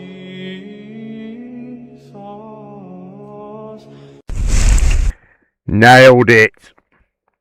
Wow, that guy on the sofa, his stupidity was invincible. Oh, but then you followed it up with 3 other stupids. And when does firmament ever been it? Well, I thought, I mean, she was quite nice about it, wasn't she, the firmament lady? She was quite, you know. Yeah. Yeah. Oh, but the bloke before her with the tattoos on the sofa, he kept saying firmament. Yeah, flames don't cast a shadow. Fact. Yeah. AliExpress David Beckham, I like to call him. I did like how he kept saying over and over again, you have to deny all of these things, but all he's really saying is he doesn't know anything about all of his senses, as opposed to you have to ignore them. I mean, his argument that a rocket couldn't catch up with the Earth, because it's obviously the orbital speed, it was very compelling. And thinking about that, actually, I don't believe in that Sully film, because there's no way a Canada Goose could catch up with an Airbus A320's engine. Right. So think about it. Think about it, people. Right, I actually managed to find a flat Earth video this week that isn't 3 hours long. Here is a slightly new take on the final experiment from Zeteticism.com. Slightly new, I emphasize. Many people are concerned about Antarctica's 24 hours of daylight. People in the ball Earth side are coming out saying the 24 hours of daylight debunks flat Earth. Now, the people on the flat Earth side are sort of wondering how to respond to this, I believe. And that's what this little video is about. My main points I'll make in a minute. But first, let's look at Ushuaia in the southern tip of South America, using the ball Earth terms, using the word southern there. Ushuaia is the so-called southernmost city in the world. It's actually further from the equator, significantly further from the equator than where I live, just south of Ann Arbor. It's actually significantly further from the equator than I am, but it's roughly a similar daylight pattern to what I have. I think they get about an hour. Yeah, they get about an hour more daylight on the summer solstice, and an hour less at the winter solstice. So the point here is that Antarctica is sort of like NASA. Purportedly, only a few people have access to that part of the world, just like only a few people have access to the information of NASA. When information is like that and it's not verifiable by you and it's only verifiable by a few people, it's by definition non-scientific information because it's not empirical. There may be a few people here and there in NASA or that got through government agencies that have been to Antarctica that will tell you, oh, they've seen something in the NASA data or in the Antarctica daylight patterns, so therefore it's empirical. But that is what the definition of scientific work is not. To be empirical means that anybody can verify direct observation if they just simply have the means to. But of course, this is what NASA information and 24 hours of daylight in Antarctica information is not. So the point here is, how can anybody do anything with any information about Antarctica? It's like we're all talking about unicorns. We're all talking about something that we can't see. So the Antarctica issue really is out of the picture as far as if you're trying to prove the world is round, is a sphere. Ushuaia is really the last place any of us can verify daylight patterns, and those fit right in to the rest of the world. Then all of a sudden we're supposed to believe just because some government agencies send us some video of Antarctica's. Now we are all told about airline flight, the Antarctica Airlines flight out of Australia that supposedly could be taken to try to verify what's going on in Antarctica. That, of course, won't work. Even if those flights are real, and you really can get on a plane in Australia and they will fly you over a bunch of snow, you're not flying the plane. You don't know exactly the routes it's taken. If it just sticks along the edge of Antarctica, or if there's a bigger patch of ice in Antarctica that the plane just flies around in that part. These are all unknowns. Nobody knows any of this. So, unfortunately, the Antarctica issue isn't going to help sphere Earth debate. So we're able to go to the so-called North Pole and see the sun go around in a circle just precisely as the flat Earth model stipulates. But how convenient, nobody can, for all practical purposes, go to Antarctica to verify that the same thing happens there. So the lack of verifiability prohibits this from being an object of debate. And of course, everybody in the flat Earth community is thinking how convenient this is, because we're all thinking we go to Antarctica and we're not going to see 24 hours of sunlight. So it's very convenient for the ball Earth philosophy that things have worked out this way.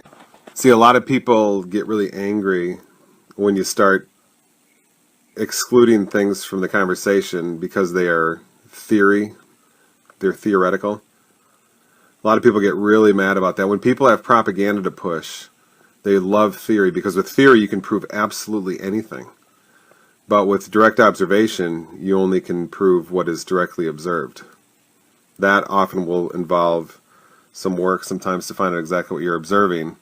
So a lot of people won't like this video, but what are we supposed to do? Say, oh, let's allow completely theoretical information that nobody can verify for all practical purposes except for a couple of unknown government people around the world?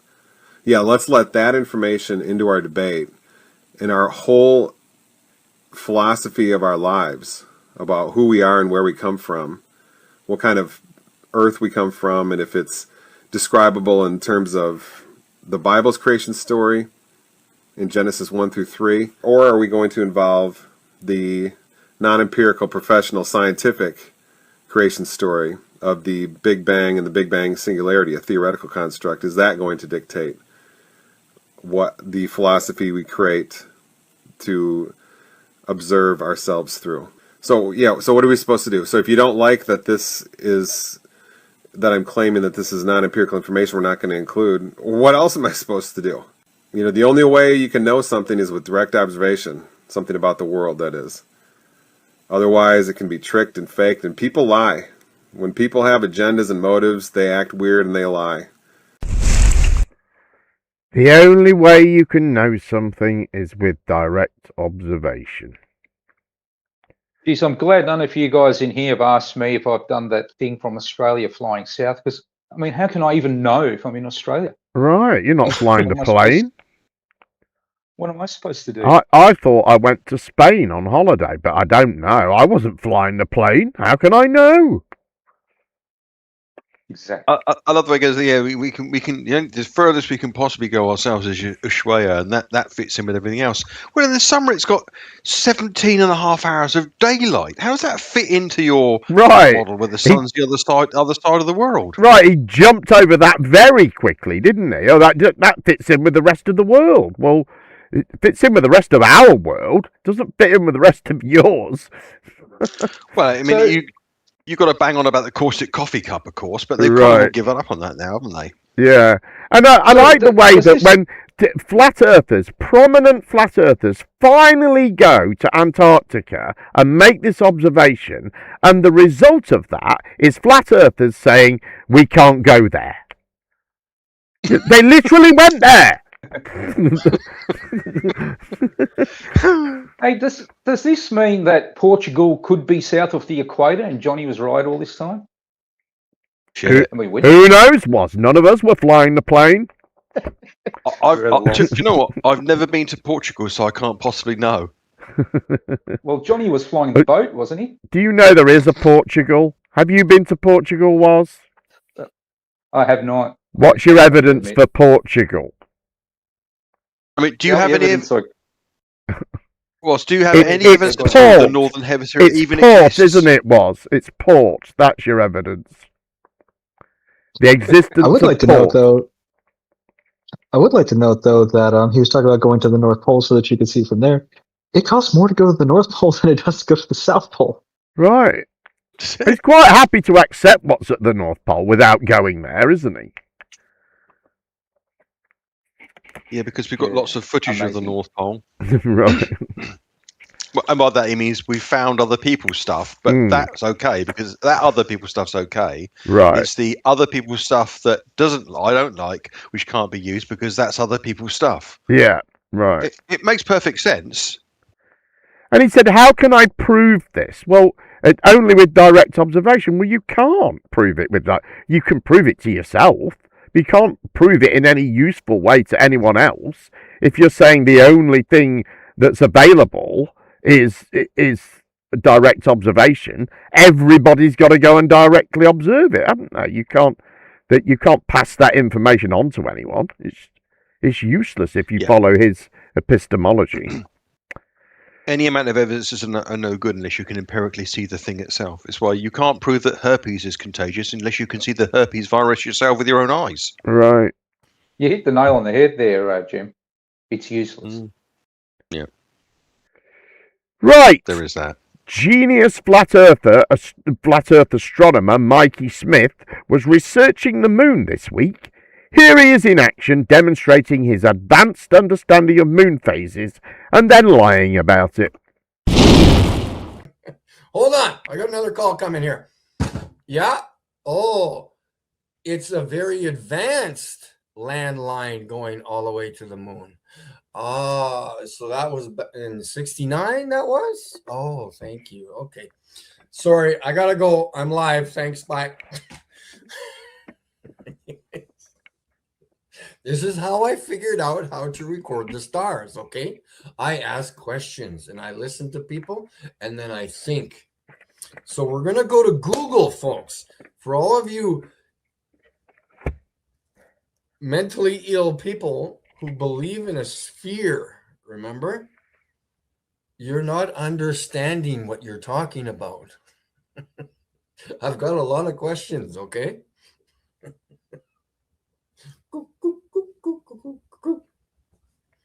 We have a lot of questions. We are going to bring up pictures of the moon, okay?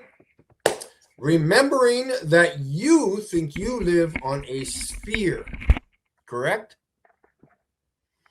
So we need to figure out where the moon is in your model, the globe, in relation to the globe, where the moon is. Is it over here? Is it over here? Is it over here? Where is it?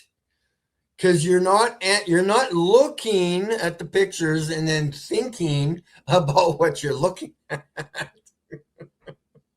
And we need to figure out where the flat part of the sphere is. And you're saying, what are you talking about, Mike? Oh, again, you're not thinking.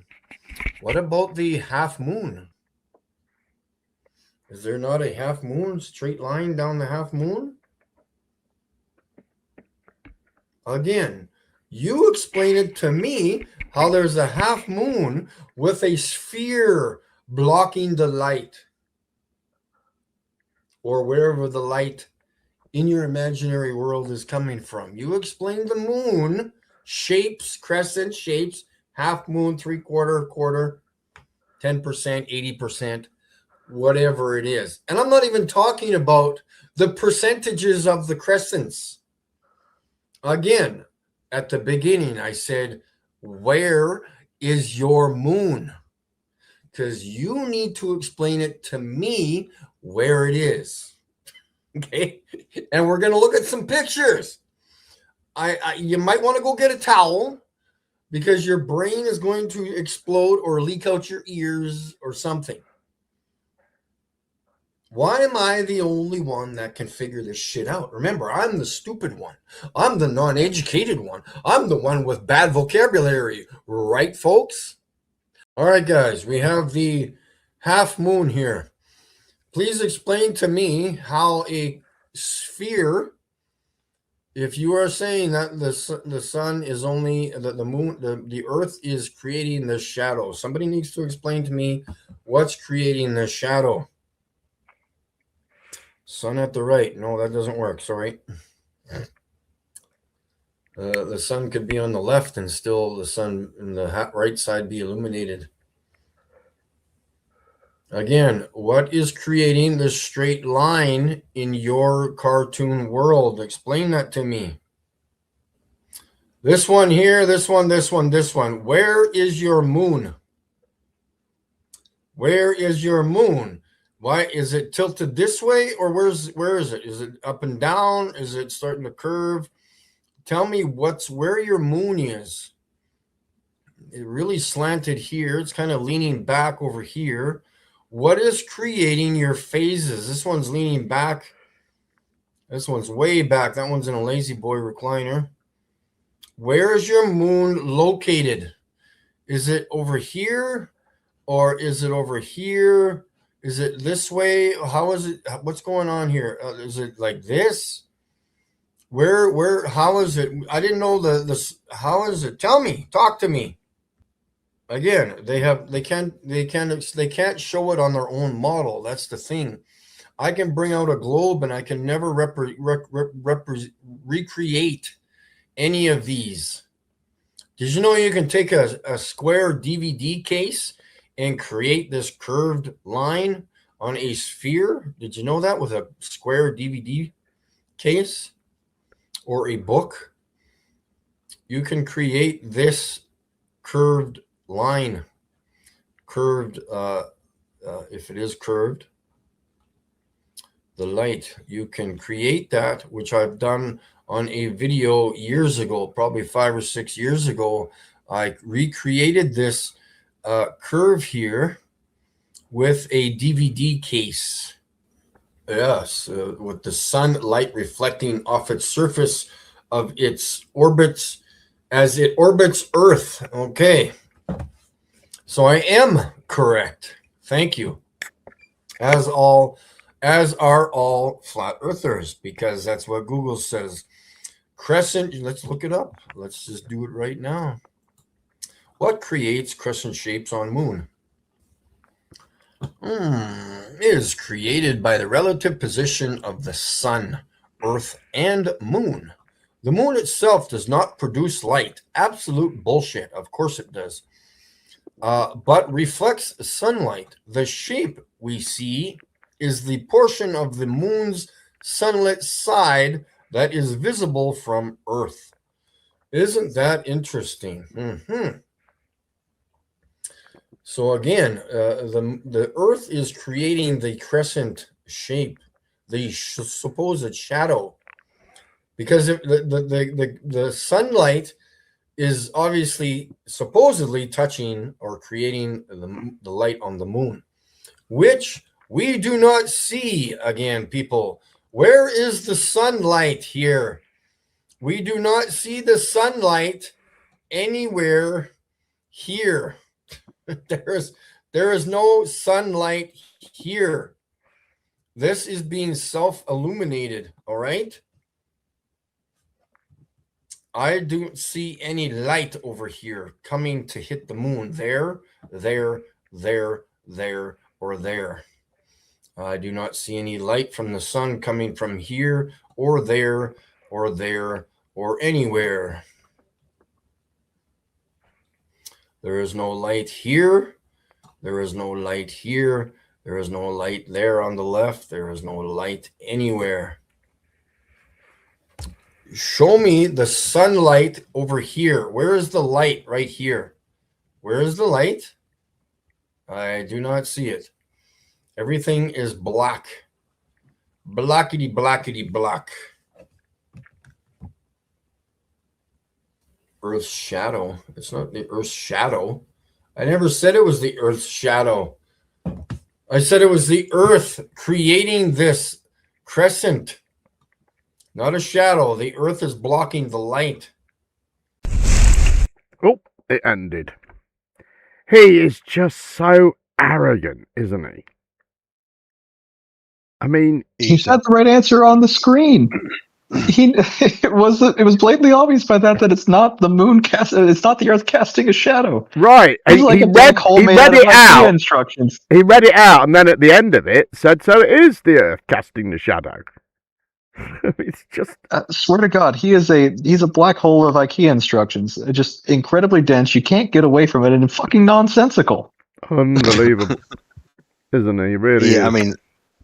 I think the classic mistake is when he was holding his banana telephone like the wrong way round at the beginning. I mean, everyone knows the stalking is where you talk. Yeah. I mean, I'm glad in a way that he's occupied with all of this, because whilst he's busy doing all this on a day-to-day basis, he's not planning to be at the top of a bell tower with a rifle, is he? Right. True. Because he is fucking insane. Jim, that guy's fantastic. Any chance you can send him an invite to the server? Yeah, we should probably. Yeah, he might come. I don't know. Okay. Oh, Mikey would definitely come. He loves to throw his shit around. Yeah, we should give him that opportunity.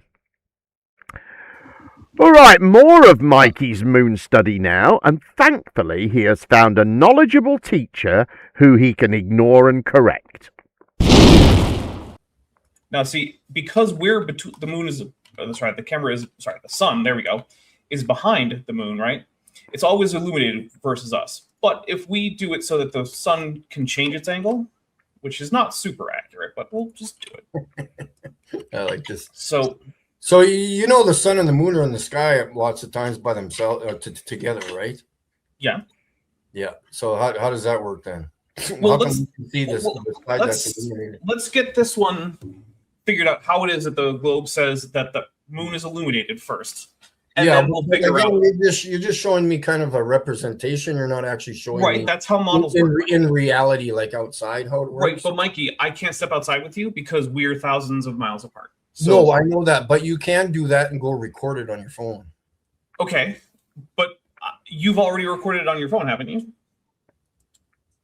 Yeah, lots of times the sun and the moon together. Then, all right. Then I'll accept that how it works on the flat Earth model. Absolutely, that's easy to do. Right. Yeah. Okay, but what I'm explaining right now is the model, which is why I'm using a model to explain a model, right? Because a model is just a mathematical description, and I here have a mathematical construct inside of my computer. Yeah. Right. Yeah. So, why does it have a crescent sometimes? So why is it flat? How about flat? How do you do a flat one? How do you do half a moon? Do that one. Well, here we go. So the way that this works here is you can see if I slide this side over here, what's happening is that the angle between the sun here, the camera, and the moon is about 90 degrees, which means that the shadow that the moon causes on itself is straight up and down. Because if you have a sphere in front of you and you project light onto it from 90 degrees to your line of sight, there we go. What you will see is half of the sphere illuminated and a straight line. But where's the hot spot? I don't understand anything about the globe because it doesn't make any sense. Well, that's why I'm trying to help. Well, I want you to show me how that straight line happens on the moon.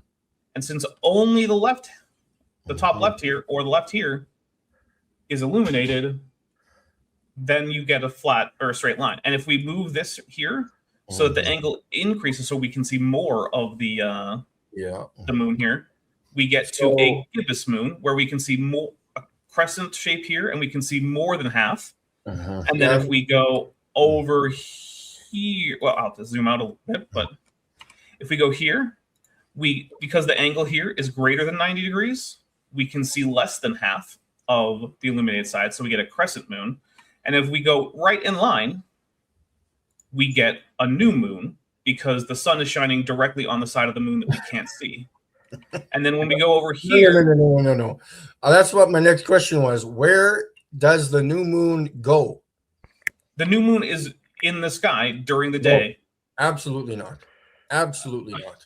Okay, I don't I've tried finding it, and the sun and the moon move at two different speeds. So if the sun was going to block, or the moon was going to block the sun, or something was going to block the moon, or whatever you want to call it, they're moving at different speeds. So that's only going to happen for about an hour in the day. Just like solar eclipses, the moon is not even in the sky. So I'm not sure how that works. Okay, and Mikey, if we saw the world without perspective, right, then I would tend to agree that it would be very hard for the moon to stay new for very long. Because if you look here, the moon is there. You can see it. It goes completely dark, but then almost right away, right? But what we actually have isn't an orthographic projection. We have perspective. And one of the things that means is that generally we actually see less than half the moon. And so because the moon is closer to us than infinitely distant, what that means is when it's facing roughly towards the sun, like here, we generally can't see it because the part that's in light is still too far because it's blocked because of, again, perspective. It's not far. But if we were to go to, say, orthographic mode, oh, I'm on the wrong thing. But again, if you have a rock floating in space that's not illuminated, you should still see the rock. Well, unless there's something brighter between you and it. In which case, would that be? The sky. What about at night? Well, at night, the new moon is on the day side of the Earth, so you can't see it because it's blocked by the Earth. Not. Absolutely not. Nobody sees the moon. Well, right, because the people who are on the side of the Earth where the moon is have the moon in shadow, and all they can see is the blue of the sky because that's much brighter than the moon, because the moon is in shadow. Well, what should be at night or in the day? You're picking two different sides now.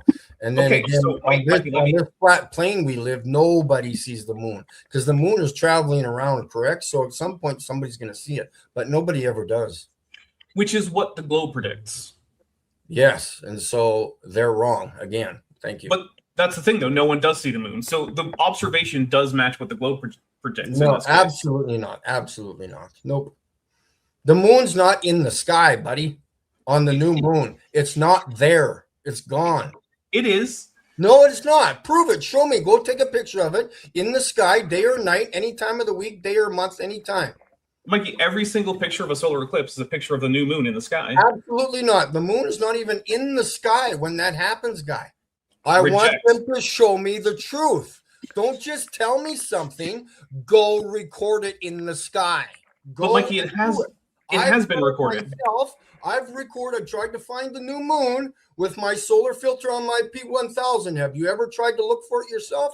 Absolutely not. Mikey, you haven't. The moon is never bright enough to see it with a solar filter. In order to go outside to record the moon on a new moon, you can't do it. It never has happened, ever.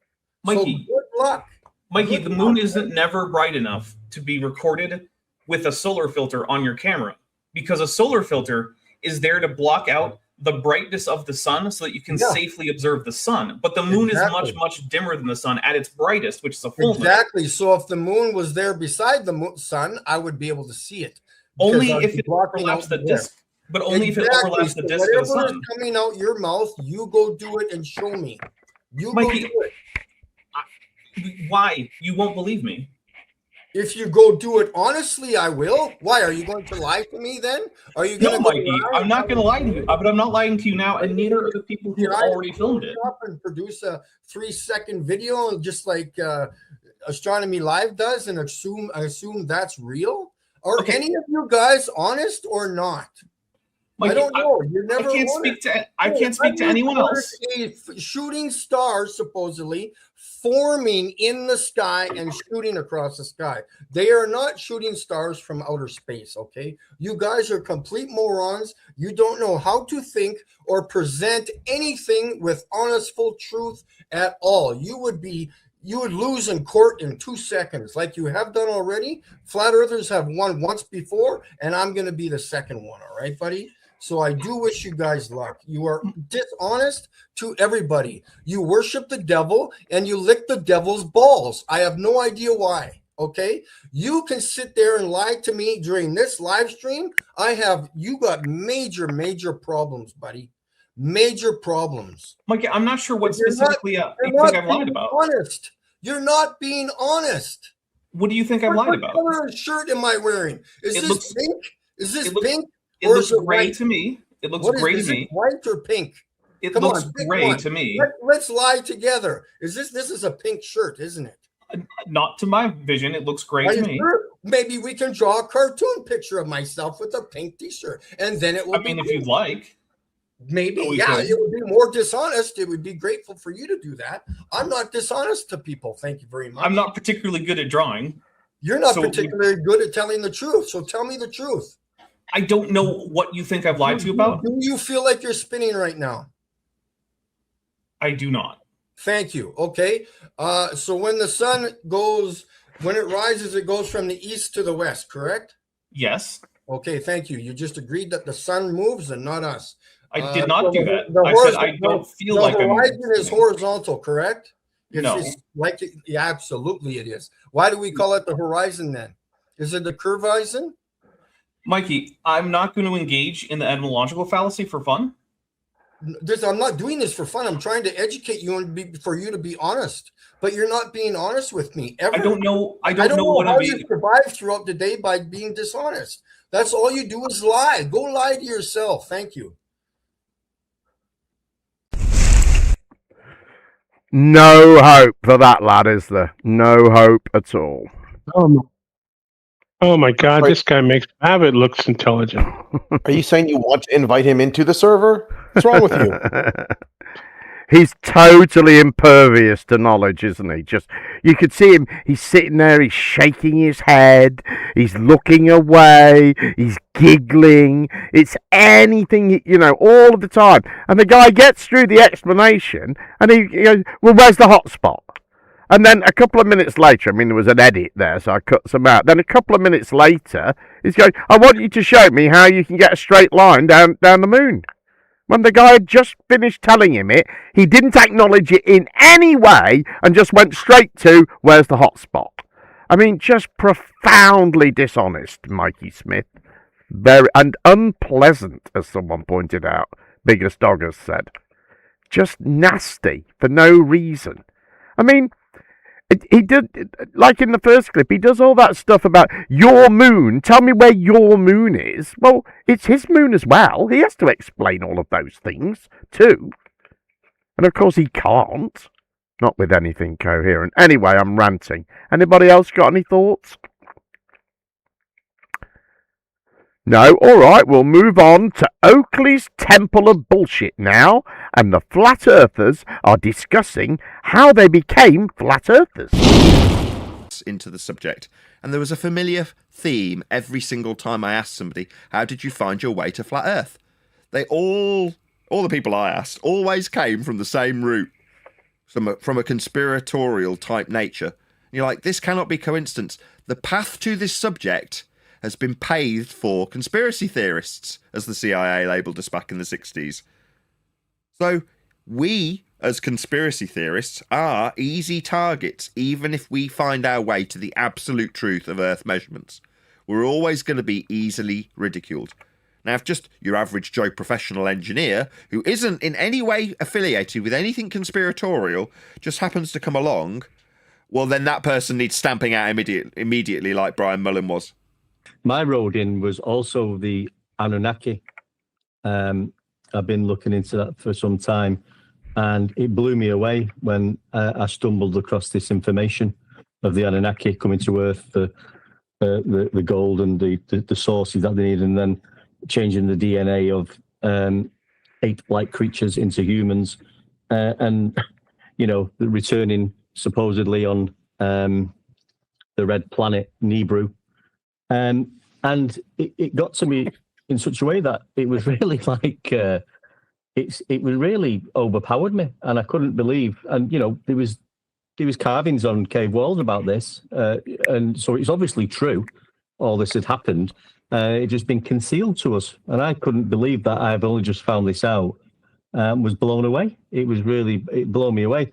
So I was having the conversation with someone about this one day, saying how much it was freaking me out a little bit, this information, and I couldn't, I found it extraordinary, interesting, and I just wanted to know more and more about it. And I was telling somebody, and they said, if you think that's bad, there's people who actually believe the Earth is flat. So I had a little chuckle to myself about when the person said that. And it was a telephone conversation. I put the phone down, and no word of a lie, after thinking about that, within about 5 or 10 minutes, this flat Earth had stayed in my mind. And I started thinking about probably things that I'd looked at previously. I always like looking at the sun, the moon, the stars, the constellations. And something just hit home with me. And I thought, the Earth is flat. There's no doubt about it. I didn't have any proof then. I was a flat Earth believer with nothing at all to go off. And that was also my road in. Now, that blew the Anunnaki story a little bit out of way as I got into the flat Earth with the outer space and the planets. But then just sort of getting into the flat Earth, I call it an arena or discussion or whatever you want to call it. I was still into this Anunnaki, but I then convinced myself that they didn't necessarily come from a red planet up in space. They'd come from outer lands and ponds further out than the ice wall, and they might still be there. We're all laughing just for the audience's benefit. The reason we're laughing this up is because the tale of a road into flat Earth is paved with what we call the Feast of Nonsense rhetoric. So when we talk about ice walls and puddles, and this is stuff that's unprovable, but sort of seeded into the discussion so that we regurgitate it and then are easily ridiculed for it. So that's the reason why it gets a chuckle from us when we regale an audience with our paths into these subjects. We know what the Feast of Nonsense is now and can retrospectively laugh about it when we regale an audience with the story that brought us to where we are now, right? Yep. I can't believe that. So the last two guys, Flat Earther and One Deck, just proved our point. I didn't need them to. I knew that was going to be the case. I did 100 interviews with people, and the very first question, I said this at the beginning of the show, that I asked on Flat Earth UK was, how did you find out Earth is flat? Then I'd find out when they found that out. And like at the beginning of the show when we were talking to Jardot about his foray into it, a lot earlier than all of us, I might add, you go, well, what was it that gets you into the subject? And 99 times out of 100, it's a route in through conspiratorial means, leaving us as easy targets to be ridiculed, so that we can be character assassinated. It was through the moon landing hoax, because I've been looking into the moon landing hoax right up from 2001 to 2014, first and foremost. That's when I started to notice these flat Earth videos being recommended, okay? And I thought it was ridiculous, stupid, that the Earth's flat, the Earth's a globe, who's putting this stuff up? So I ignored it throughout 2014. And it wasn't until 2015, Boxing Day, I'd run out of moon landing hoax material. So I decided to click on one of these videos. And as I'm clicking, I'm thinking, what could I possibly learn from these bloody idiots? But let's have a look. What could they teach me? How ridiculous am I being here? You know, laughing as I'm clicking. And then 5 to 10 minutes in, I began to feel that, yes, I was wrong in my assessment of the globe. It's not a globe, you know. I was in error. I just felt inadequate because I'd been doing all this research with the moon landing hoax and realized that I hadn't processed it properly. Because if they hadn't gone to the moon, they couldn't have taken pictures of the blue marble, you know, the 1972 shot from the Apollo 17. So I said to myself, bloody hell, I suck at research. So I felt very inadequate, and that's how I got into the flat earth. I then did 8 hours of binge watching of flat earth material. And then on my whiteboard, because it was Boxing Day, remember, I wrote on my board, January 6, 2016, Happy New Year, everybody, welcome back. Now, what is the shape of the earth and how do you know? That was preparation for the new year. And then I went straight upstairs and told the family. And that's how I got into it, through the moon landing hoax. I'd done all the other conspiracies, though, during the research of moon landing hoax, 9/11s, Kennedy, Martin Luther King, Malcolm X, Robert F. Kennedy, and all the other conspiracies, you know. Yeah, that's how I got into the flat earth. I ignored it for 1 year throughout 2014 because I thought it was ridiculous.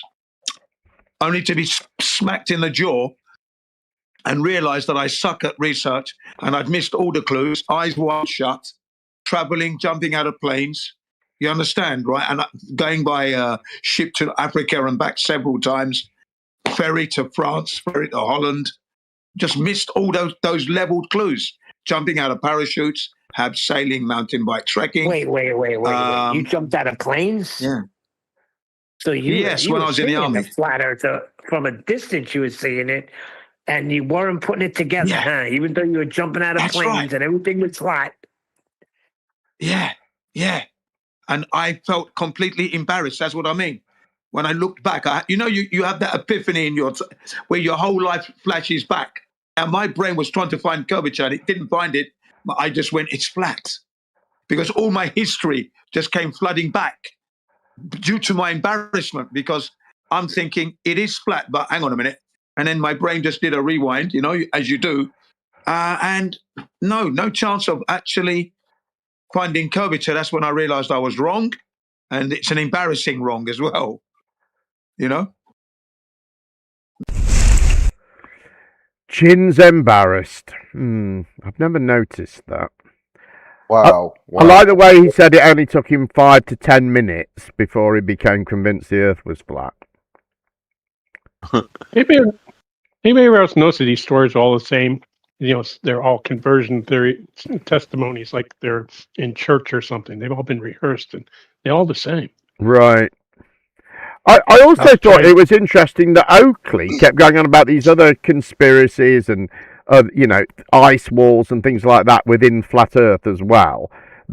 As if they were things that had been put there to trip Flat Earthers up and make them look silly. They generated all that crap. All of this shit is from them. They propagate it and spread it. And if you've ever jumped out of an airplane in the military way, I have. You're at 2,000 feet.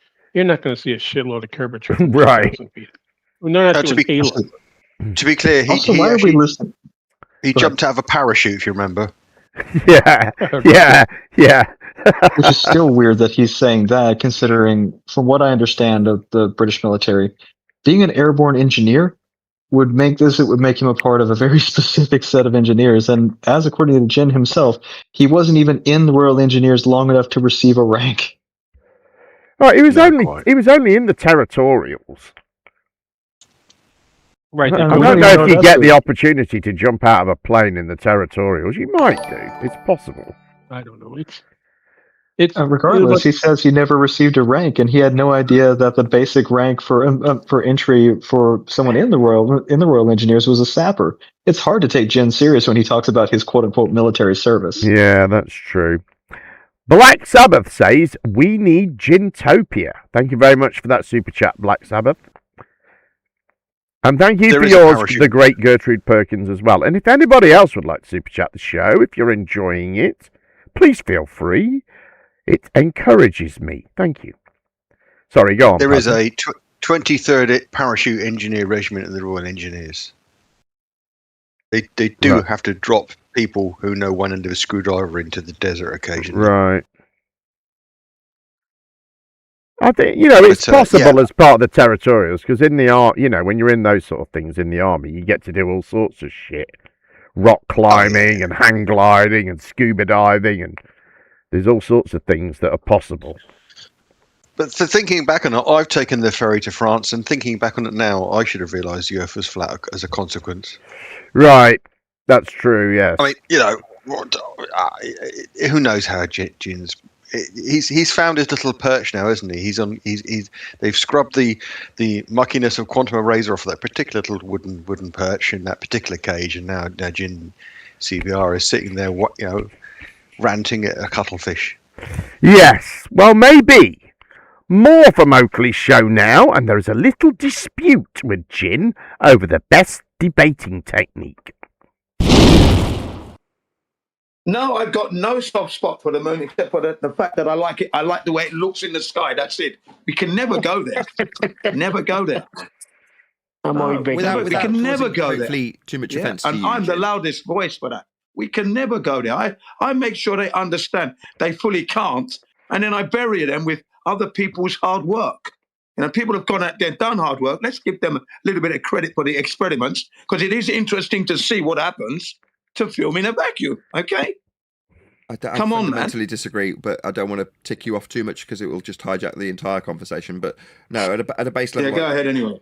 Well, okay, I will then. So, because it's easy, right? You've cognitively gone through that process so many times that it becomes second nature and easy to do. In spite of me saying, well, no, it leaves a door open for your person that you're trying to convince that there's no sky vacuum, there is no moon landing, it was all a lie. Because if we were in a sky vacuum, do you see how it starts with, if we were in a sky vacuum, to make your point? Well, that leaves that door wide open for them to still believe in it. Now, you may not like that. I always say, if you could go there, which is an impossibility. There you go. This is what would happen. Yeah, okay, yeah, but the point is, it's already been made clear that they cannot go, right? And then if you show them what happens to the material that they're saying they could use in there, in a lesser vacuum, and you can see it's being destroyed, then they're going to say, okay, well, then you can't go. They did not go. You cannot go. And there you go. No, all right. At the end of that, it's a preponderance of evidence, as you would say. At the end of that process, they say they definitely can't get cameras to work there in that sky vacuum that I'm thinking about how the sky vacuum would or wouldn't work. That's my point. We can't go there at all. My point is we can't go there at all. Everybody knows that, especially those who are listening. We know it here. But if we could, the ones that think they can't go there. Just hold on, Jin. Hang on. The ones but that if we think could, they can go the there. camera wouldn't work there. Your argument is, but if we could go there, the camera wouldn't work. My argument, that's not my... It is, whether you like it or not. Not to go there. And this is why. Look what happens in a vacuum chamber of less value than the moon that's supposedly has. So therefore, and look at your film. So there you go. So you're ascribing the moon being in a vacuum for them. So cognitively, you're making it more difficult to detach from it. You're not going to like this, Jin. I can already tell. Not really. No. Not making it more yeah, difficult. Absolutely. It's slam dunking and compounding their situation. Okay, that's what it is. If you look at it any other way, Jin. then it's semantics. I can hear you getting irritated because we're talking over each other, but I fundamentally disagree. Sorry. Yeah, well, never mind. I fundamentally disagree that as well, because as far as I'm concerned, I'm hammering them into the ground. In a court of law, they would lose their case. Okay? It's as simple as that. They're going to lose. I'm not into this, we're giving them a door to the moon. There's no door there. And what I'm doing is the door is closed, and then I'm showing them what happens, giving them a sample. All right, because we can create a little vacuum here, and that little vacuum we've created here on Earth, let's put the film in it. Look, see it getting damaged? Okay, right? Take a picture. Now take a picture with that damaged film. How did the pictures come out? Shit, so how did NASA, so if they had gone, supposedly, how did they get perfect pictures? I got your argument. It's about proving your case. I got Come you. on, man. But just as a comparison, right? If you accept that there is no Narnia, and I say, yeah, but if I create a scenario where we've got several seasons in one area all at once, we can show that there wouldn't be a talking lion. Do you understand that by giving them the idea that there's an area with all the different seasons working at once, that just cements that notion in their brain at that time? Right? Some people take a little bit more to actually realize. You might tell them the second law of thermodynamics, and that's it. But if you actually show them physical information, physical damage at a lower value, that's going to definitely destroy them. It's going to break them into a gazillion pieces. And that's what I do. Never going to change, my friend. Never going to change. I'm always going to do that. I got to agree with Nathan here. Sorry? You can go. I couldn't care less who you agree with. Well, I'll give you a reason why. Okay, that's fine. Listen, I understand. And you made a good point, too, when you said you came to the realization of flat Earth and it was one of the most humbling experiences of your life. That is true. What Nathan's talking about here is, and I'll quote the words of the great Nathan Oakley, who said this about a year ago, we don't deal in the hypothetical. We don't deal with things that may or may not exist. We don't deal with the if. If you cater to people's vain imaginations, you've invited yourself into their world. That's where they live. No. Not really, yes, no, that's where they live. I am shutting down their word by showing them what happens to film at a lesser value. They're seeing their dream being destroyed, not just verbally, practically. Don't tell me I'm wrong. I'm sorry. Get out of here. They still live in their imaginations, though. And they won't. Yes, they do. The masses live in the imagination of this outer space. Not when they've seen physical evidence, demonstration, practical. Now, if they're going to live in their dream, good luck to them. But they've seen it. You tell them verbally, you show them practically, they have to shut up. That's it. Don't tell me I'm wrong. You can't. You can't even tell me I'm wrong because I'm not going to stop anyway. No, I know you're not going to stop, and I'm not telling you you're wrong. I'm saying that Nathan is right here. And most flat earthers at this point, after 10 years or 8 years or 12 years or how long, understand that as soon as you open that door to vain imaginations, they got you. You're there in their world. What Nathan has done is brought this down to, and because it's a biblical truth, it is a truth. You don't have to go anywhere else. You don't have to go anywhere else. Just stay with what is true. There you go. No, they definitely can't go to the moon because the English language states that the second law of thermodynamics can never be violated in that sense. And if they don't understand that, they're dumb. All right. And then you show them the practical destruction of their dream through the film here on Earth. Less values and that. That's there with their cogdice. That's all that is. I've shut the door completely and buried them with the truth. That's what I've done. Don't like the Hulk, pick up the rock, smash people down. There you go. Quite simple, really. I love doing that. And then you see them, they're thinking, yeah, that's right. It's impossible. I've been well educated on the vacuum, and I like to bring that education to people who are unaware, especially those who think they can go there. Show them. Tell them and show them what happens. That shuts them up, okay? I'm going to be doing that for a very, very long time, as long as I live. That's what I'm going to be doing. Anybody want to squabble over this or that? It's just going to get my raft. That is all you're going to get. Well, it shows how dense, thick, stupid the masses are. We're all saying the same thing. We all know innately what the truth is. We all know what the truth is. But when you live in that world of imagination, if you could knock that globe off of that kindergarten teacher's desk and never have to deal with it, it would be a good education that you could glean to learn how to build, learn how to navigate, how to get around, how to measure things. That would be great. But it's that ball out there that keeps getting in the way every single time. It's the ball that's making the rules. It's the ball that motivates Hollywood. It's the ball that motivates literature. It's the ball. It's the ball. It's the ball. It never ends. It never ends. And now, moving forward, it's got to end. It has got to end if people want to come to the truth. Listen, when I was a young man, my first international show business gig was in Australia for 7 months at the 88 Expo in Brisbane, Australia. I had a 6-month-old baby and my wife with me on the plane, traveling from East Tennessee all the way over to Sydney and then up to Brisbane. And we have multiple stops, one in Chicago, one in LA, one in Honolulu, one in Auckland, New Zealand, then finally in Australia. We didn't get off the plane. We got off the plane in Hawaii, and then we got off the plane we didn't get off the plane in Auckland. But then in Australia, when we finally arrived at our final destination, I'm a grown man. I know right from wrong. I know up from down.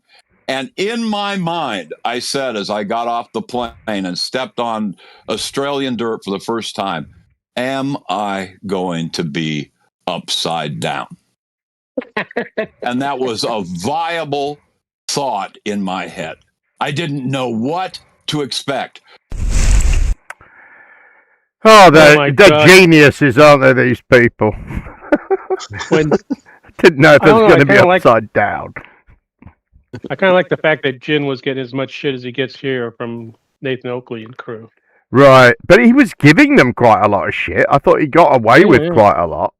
But it's interesting, isn't it? They're arguing about the best technique. Not one of them has ever convinced any of them of anything. Oakley can't even convince his wife the Earth's flat. I mean, the one human being on Earth that trusts him more than any other human being on Earth, his wife, or should, you would expect, and he can't even convince her that the Earth is flat. So arguing about the best technique is pointless, isn't it? So did this guy really think that he was going to like walk on his head when he got to Australia? I know. How would that have worked? What do you think? He was standing. He was standing right on his feet on the aircraft, and they popped open the door. He stepped onto the steps, and suddenly he was standing on his head. I mean, let's be clear. A year ago, Jin wouldn't have had any much of a verbal purchase there, but Oakley is desperate for traction, particularly after the fractious breakup with Quantum. Right, and he knows Jin is good for business, as we all exactly. That's why he's got him in there, but he wouldn't have had him in the past. Right.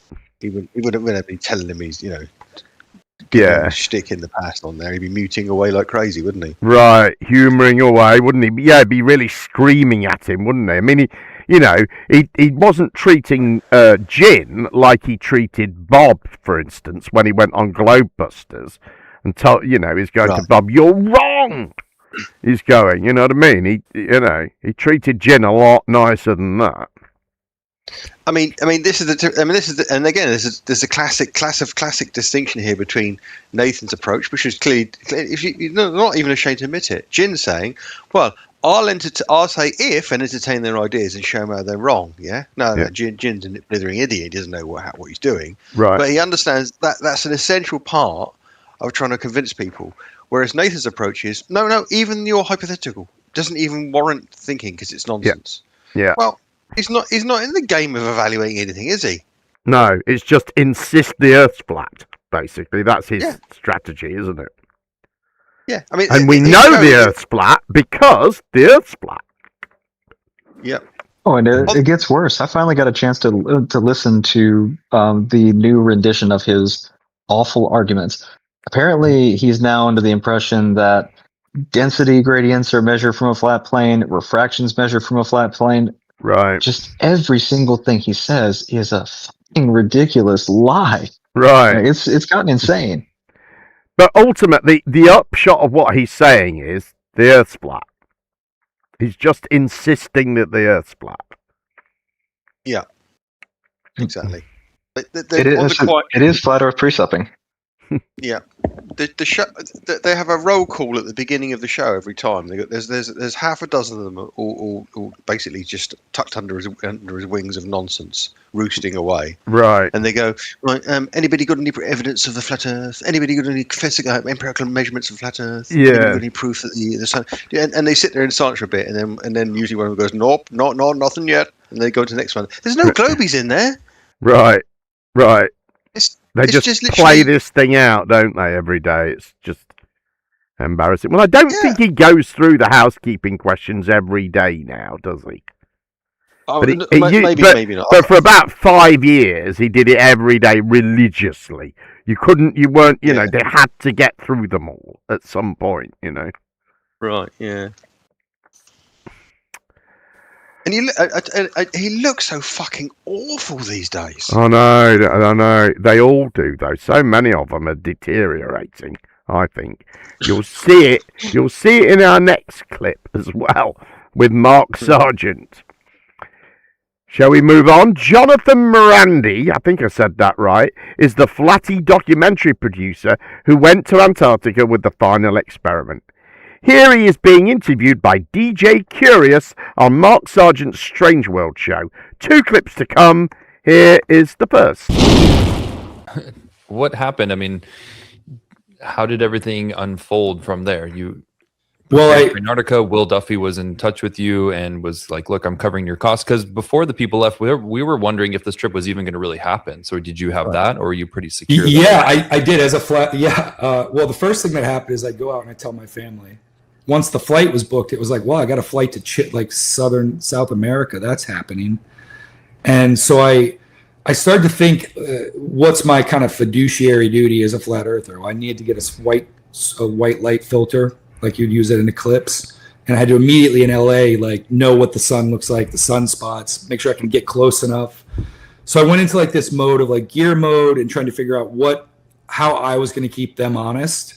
I bought a couple of compasses. People told me the compass wouldn't work.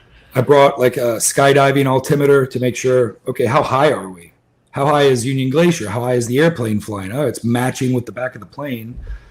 So this is where my mind's at. I'm thinking actually maybe I'm part of the hit piece. Maybe I'm you, Mark. And someone's going to pop out and be like, it's Ashton Kutcher. And they're like, punked. You can't really go here. And but we wanted to see what people would do. And, I was skeptical. I was starting to come to terms with the idea that I didn't have enough data for my opinion. And I didn't understand a lot of the arguments. Will's idea when I came to be involved was if someone's going to make a documentary about this, with what we said about how Behind the Curve treated people and how there's so many hit pieces and so many times flat earth conventions are flat earthers are you get kind, you get close with them, get to know them, and then there's a deception and you just expose them, cut their words out of context. He's stuck very sincerely that that's important.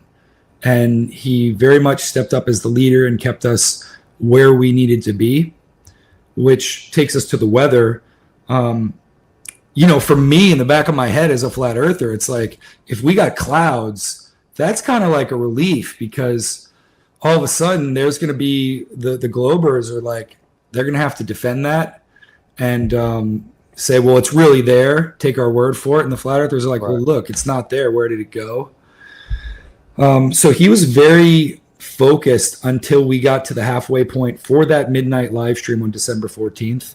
And it was only after that you really saw Will relax. And so had you done any research kind of trying to figure out if it was what you were expecting? Some people were doubting that maybe you guys were taken to a different location. Was there any indication that could have been kind of a bait and switch, or did you feel like the instruments were pointing that you had been going south and that you were in the place that you were expecting? Yeah, that was my big hope. Really, I was I hope they're there was a part of me, the paranoid side, I was I hope I'm being tricked, because you're gonna have to pull a fast one. There's a satellite company that I had looked into that does for some of these dark area climates in the north where you don't get a lot of light, that they'll reflect the sun on yours, heat up solar panels or get a little light. So I looked into that, and so in my head, I thought for sure, like, if we're going to be taken anywhere and deceived, like a secondary island or somewhere they're telling us, that's going to be the move. There's going to be a fake sun. I was aware of this because that became a big, theory out there that they were planning that. So at this point, were you also thinking about the 24-hour sun in the sense of, did it mean anything to you? Was this concerned if you did observe it? And then we all want to know, walk us to that point where you guys set up the cameras and you confirmed. Yeah, I mean, we confirmed instantly that the sun was the same sun, because before going, like I had said, I had the filter so I could look at the sunspots of our sun from Los Angeles to, I did it in Santiago, I did it in Punta Arenas, did it in Union Glacier, I did it at Halfway Point. We could confirm the same sunspots, in that I made a couple of jokes with people, staff. I was like, hey, I'm a photographer on this trip. I want to get some great sunset shots. When's sunset? And it's like, no, sun doesn't set. And you're like, okay. Maybe they knew about us. But it was the sun. The sunspots were there. It's moving the opposite way. At that point, it's like, okay, I'm convinced that this is the real sun. This is the real place. And what's the energy like at this point? Are you guys, because if you'd already been tracking the sun and you're noticing for you, you're thinking it's the real sun. The whole premise, which is just, we can get into it later. We'll dive into why this was so frustrating for a lot of the flat earthers. It's like, first of all, it's not an experiment. It's this observation, and it's one observation. And they're trying to put the whole premise is hinging on, okay, if the globe side's like, look, if this 24-hour sun is observed, it debunks flat earth and the flat. So what was your mind going through at this point? Were you getting nervous to see the 24-hour sun circle and confirm it? Or were you feeling like it didn't matter? Walk us through that moment, and then what ended up happening, and what were the people, were the globe side, were they starting to gloat? Like, what were you noticing? Was Jaron getting nervous? Did you notice kind of body language with Austin or Lisbeth, those kinds of things? Well, before the trip, and like I said, the night before, I started to have to look at this idea that, okay, like, short of them not taking us there, which they did, short of faking it, my mind in terms of flat earth was to make sense of it. Like, okay, how do I throw away the AE map, if that's what this is implying, because of the flight paths, the same sun with the solar panels and it's circling us. My mind went to, and again, the drone and other things led me to I have some interesting footage, that things in the doc that no one else has shared, but everybody really launched into observations and experiments and their data collection. And so there wasn't this division. There wasn't this argument happening at that point. Everyone was internal and knew what they had to do. This is all leading up to midnight, which was important to do it at midnight, because I know Will had some grief that it wasn't a true midnight in that time zone of the sun being out, right? There was a lot of discrepancies there. And so that was a big mark, I think, because we had seen the sun now from 5 p.m., 4:35 when we landed on the Blue Ice runway until midnight. So you're talking 7 hours or something like that. So we had seen a substantial circumnavigation from wherever we were of the sun, what it was doing. There was no obstruction. Were you noticing where it was higher in which direction? And yeah, it was, I want to say it was higher towards Chile, and it was lower towards the Antarctic plateau, where there's like a mountain range and a very distinguished glacier. And so how much longer until you guys were basically going to concede that the 24-hour sun had been recorded and observed, and what was happening in that moment? Can you take us back? Because obviously this is the nail biter part of the story of, is it going to happen or not? And what were you picking up on were you noticing Jaron's body language? Was there any indication? I think a lot of people want to know, was there any indication that he was going to instantly flip, or if this was something that he was going to have to process? So, whatever comes to mind. I think our minds were still towards phenomenon, proximity, something we don't quite understand. Well, what else can address this? there wasn't like the conversation is ended finality. I think Jaron said it in his live stream, where he, it kind of went viral, where he says sometimes in life you're wrong. That he's clearly talking about the AE map, the model. I think a lot of us were really using as a definitive, well, this could answer a lot of those questions. And so I think it just provoked more questions. I think a lot of the footage we have and the story and the operation of how ALE and Antarctica is run, I think it's going to provoke a lot of questions, and I think creative people will be able to address those. We talked about Joseph Hanvey's model a bit, and we were talking about psychedelicism's, Flat Earth University, some of his azimuthal projections, and trying to make sense and even understand what that means as a layperson, and how, right, maybe the sun in the north is coming out of like what do they say? There's a black rock theory where there's 4 continents, and it's a projection that is an astral.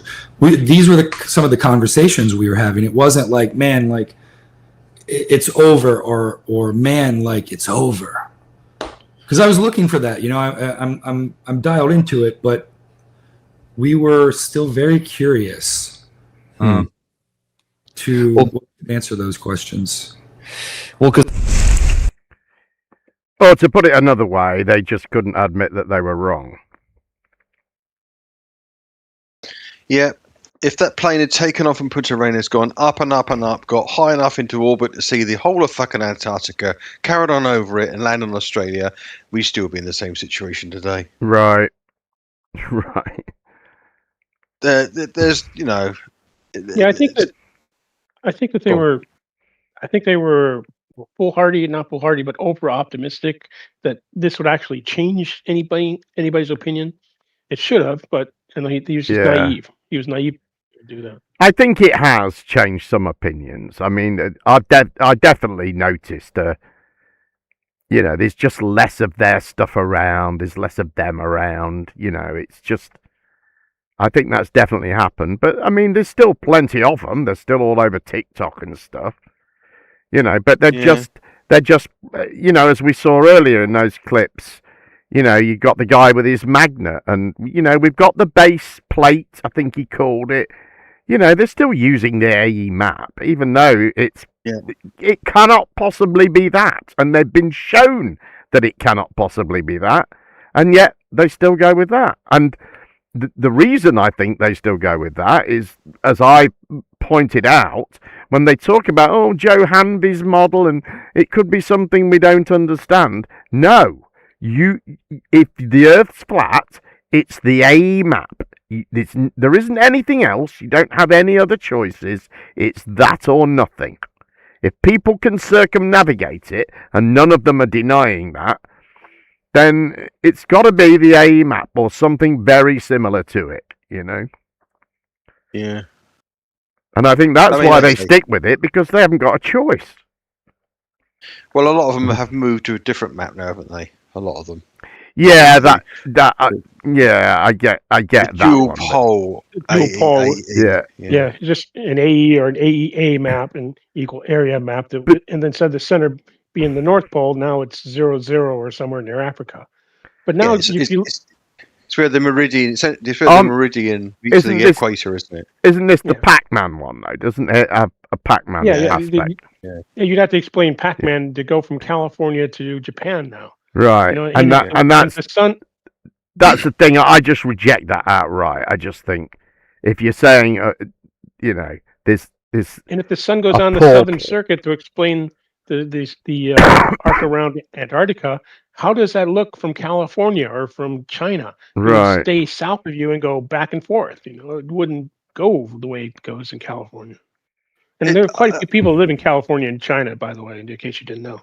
Yeah, I think the funniest thing is they're now like Geo shows it in the Earth Awakens quite a lot. He goes, this is what we're looking at now, and all of a sudden Antarctica's an island, and all of a sudden the firmament's not sat on an ice wall, right? And nobody cares. Yeah, nobody mentions that.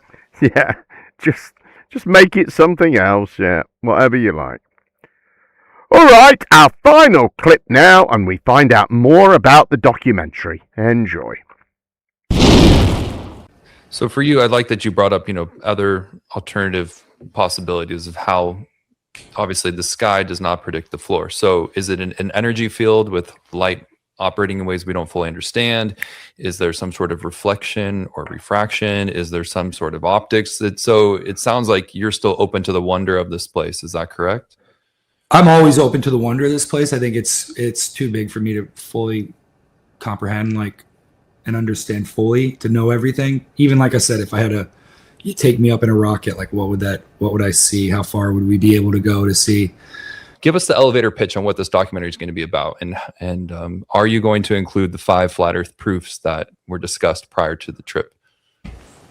What are the 5 flat Earth proofs? Just for recounting, so we'll start there. Like that you're referencing. Well, this was from Dave Weiss, a question that I saw in the chat. So, was there a conversation about including flat Earth proofs in the documentary? And kind of just give us the elevator pitch of what's the story you're telling. Yeah, the story I'm telling is 4 flat earthers and 4 globers going to Antarctica together to try to prove each other wrong on the shape of the Earth. I think it's an identity and truth story. It's the nuances of why people believe what they believe, and how in certain situations they can be persuaded one way or another and ultimately make a decision based off of what they're able to weigh and decide, okay, I'm going to go this way or that way. I think it's more so about that than experiments. Regarding Dave Weiss, he reached out on a live stream some time ago with some others on TikTok, mentioned he would give me a list of proofs. Would I include those into it? I haven't ever gotten any of that list. I would still love it, and there's still time, and I think I've got some things that are in this documentary already that Flat Earth, I don't know the specifics because he's not given them. Did he write them? I'm looking in the chat. If he's got them, I'd love to have them contextualized right now while he's here, because well, I mean, I think how is Flat Earth going to be represented, and is it going to be fair to the argument of, hey, observationally we see too far, where's the curve? All of these talking points. So I really wanted to go in. I see the question is, I really want to go into both schools of thought. That was a very important goal. It's not a story that just presents footage of the 24-hour circling sun in Antarctica and says, trust me, bro, we're there. This is not CGI. Because I don't think that's compelling enough. I think it's the journey. I think it's the understanding of it all. And I think it's presenting that non-bias for people to really take what they see and decide what they want to believe. We go heavily into Flat Earth school of thought. Water finds its level. Why at a certain height do people think at 40,000 feet they can see curve, but at Felix Baumgartner you can't? Understanding the lenses, understanding the mysticism of the ancients, their beliefs, their legends of what they spoke of. Admiral Byrd, the difficulty of going to Antarctica, rivers upstream and downstream, the way that addressing how planes work on a globe versus a flat plane, understanding how the sun works, the stars and the constellations work on a flat plane versus a globe. The best way to do it is to set all of these things that we've all conversed about and talked about, and then present what the new information from traveling there might contradict or question, and then to re-question that and to figure out, okay, what does this say about the shape of the Earth? What does this say about curvature? What does this say about perception, how things are presented? It's not, like I was saying earlier, there's not an effort to present a side. I get the fear, the coming back to this. And again, my email is my last name @gmail. So if Dave wants to email me right now, just so I have, hard proof fact, the 5 things he wants me to present that represent Flat Earth, I probably already have it covered, but I would love to have those specifics from him in an email or otherwise. Other people have. Eclipses. We're going to go into. We would go into the weeds about this right now. I guess since we are winding down, what reassurance can you give to the FE community that that everything's on the up and up? What can you tell us? Honestly, we want to hear. That's a good question. What could I tell anyone that it's on the up and up? If you saw Behind the Curve, how they misrepresented Flat Earth. If you've watched TFE, you know how Duffy misrepresented Flat Earth multiple times, especially with Joe Hanvey as one of our advocates. Right. And it doesn't take a rocket scientist to pay attention to the TFE live streams and pick up on those things. So you're telling us, always been on the up and up and doing these things, but now do you understand the skepticism from this perspective of the Flat Earth side? Yeah, I'm glad you brought up Joseph Hanvey in that sense. Because I didn't see that until a couple of months ago, the Joe Hanvey where he kind of put him on the spot about like a birthday cake.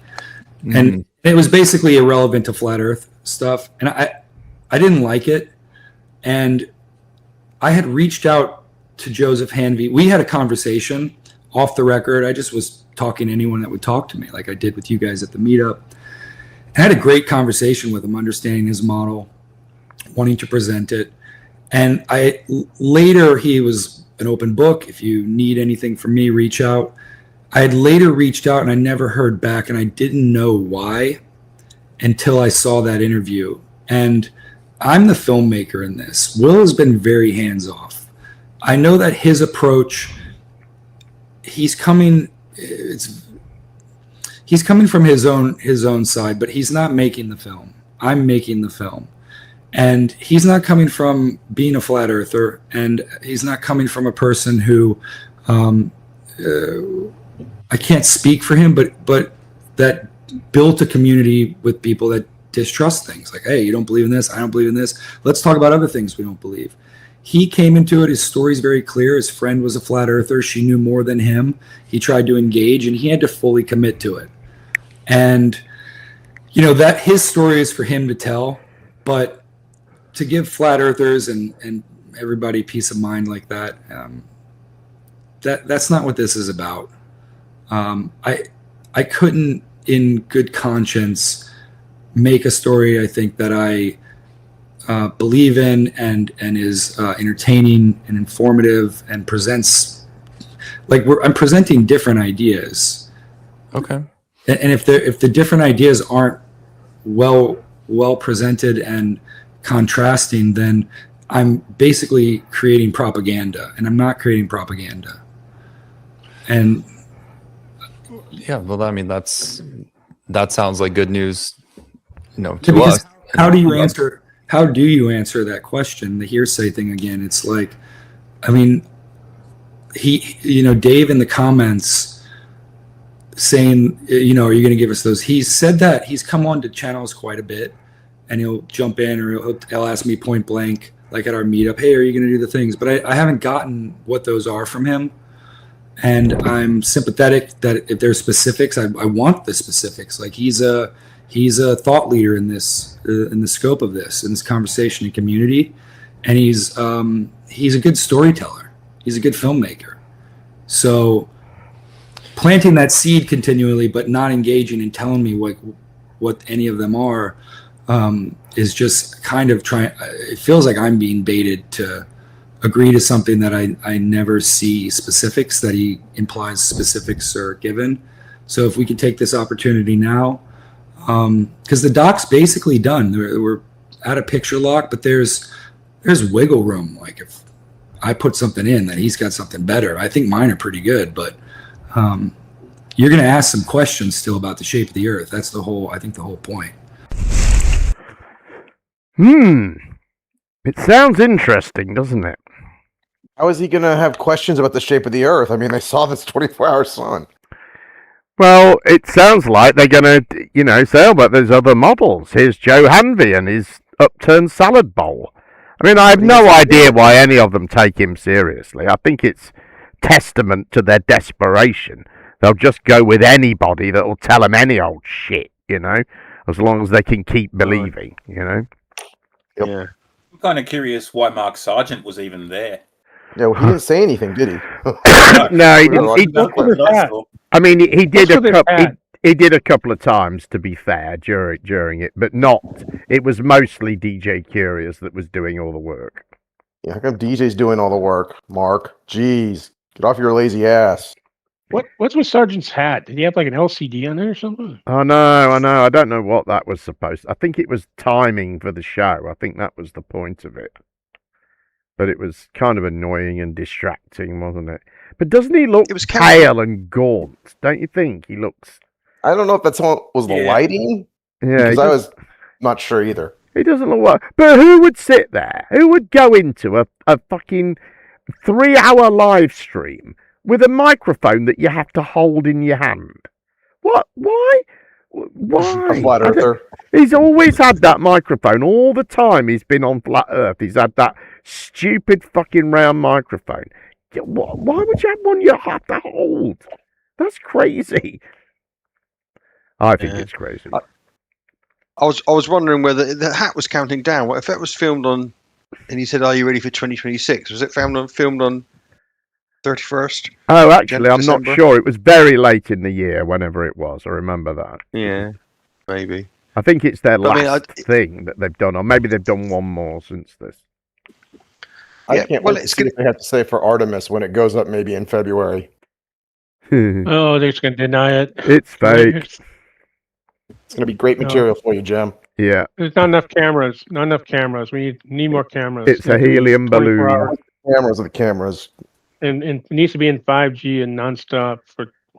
But a flat earther has to install it. But it does sound like this documentary is going to, he's got a lot of, he was mentioning all those flat earth arguments he's going to include. And I think that will be counterproductive for them. I think that will, people will see the absurdity of some of their arguments, and I think it will probably make them look worse. I noticed as well, also, DJ Curious said, it's not an experiment, it's an observation. And then later on, he was going on about their flat earth arguments, and he went, we see too far. And I thought, well, isn't that an observation? I'm pretty sure it is. Well, it is. I mean, this is. I mean, if you make a hypothesis and you test it and evaluate it and then confirm it is evidentially confirms a proposition, then that's an experiment. What do they think it is? It's not an experiment because there's no Bunsen burners. Yeah, you need test tubes. It's that kind of thing. Yeah, that's what it must be. Where was there? No one had any pens in their front pocket. Right. And I don't know that there was even a single explosion. MC2 was there making a sundial with the shadow and had the length of the shadows pre-calculated and put snow, and they would all match that, and wasn't the other guy, the Australian guy, was actually weighing stuff there and pretty much was within what he thought it would weigh. So, I mean, yeah, but that's not an experiment either. Preparing some proposition and then testing it, that's not an experiment. Right, and the gyronometer was there showing it pretty much the same thing too. I love that name. I don't know. If you want to do an experiment, you got to move your camera really close to the compass and see the compass go crazy. Yeah, and what was their independent variable, for fuck's sakes? I like the fact that he said he took the sun. He was looking at the sun. I like they said he took an altimeter to see how high he was in the airplane. I'm going, okay, airplanes are pressurized, Yep, that makes. And I'm willing to bet his altimeter gave him an altitude of about 10,000 feet. About 10,000 feet, yeah, thereabouts. Because that's the pressure that most airline cabins are pressurized to. Let's call it a day, shall we? Thank you very much, everyone who came to watch on YouTube. Thank you to the people who super chatted the show. Very, very much appreciated. Thank you to all you people who are here on the panel. I couldn't do it without you. We'll be back in 2 weeks' time at the usual time, which is 10 p.m. UK time. Thank you very much for watching. Have a good evening.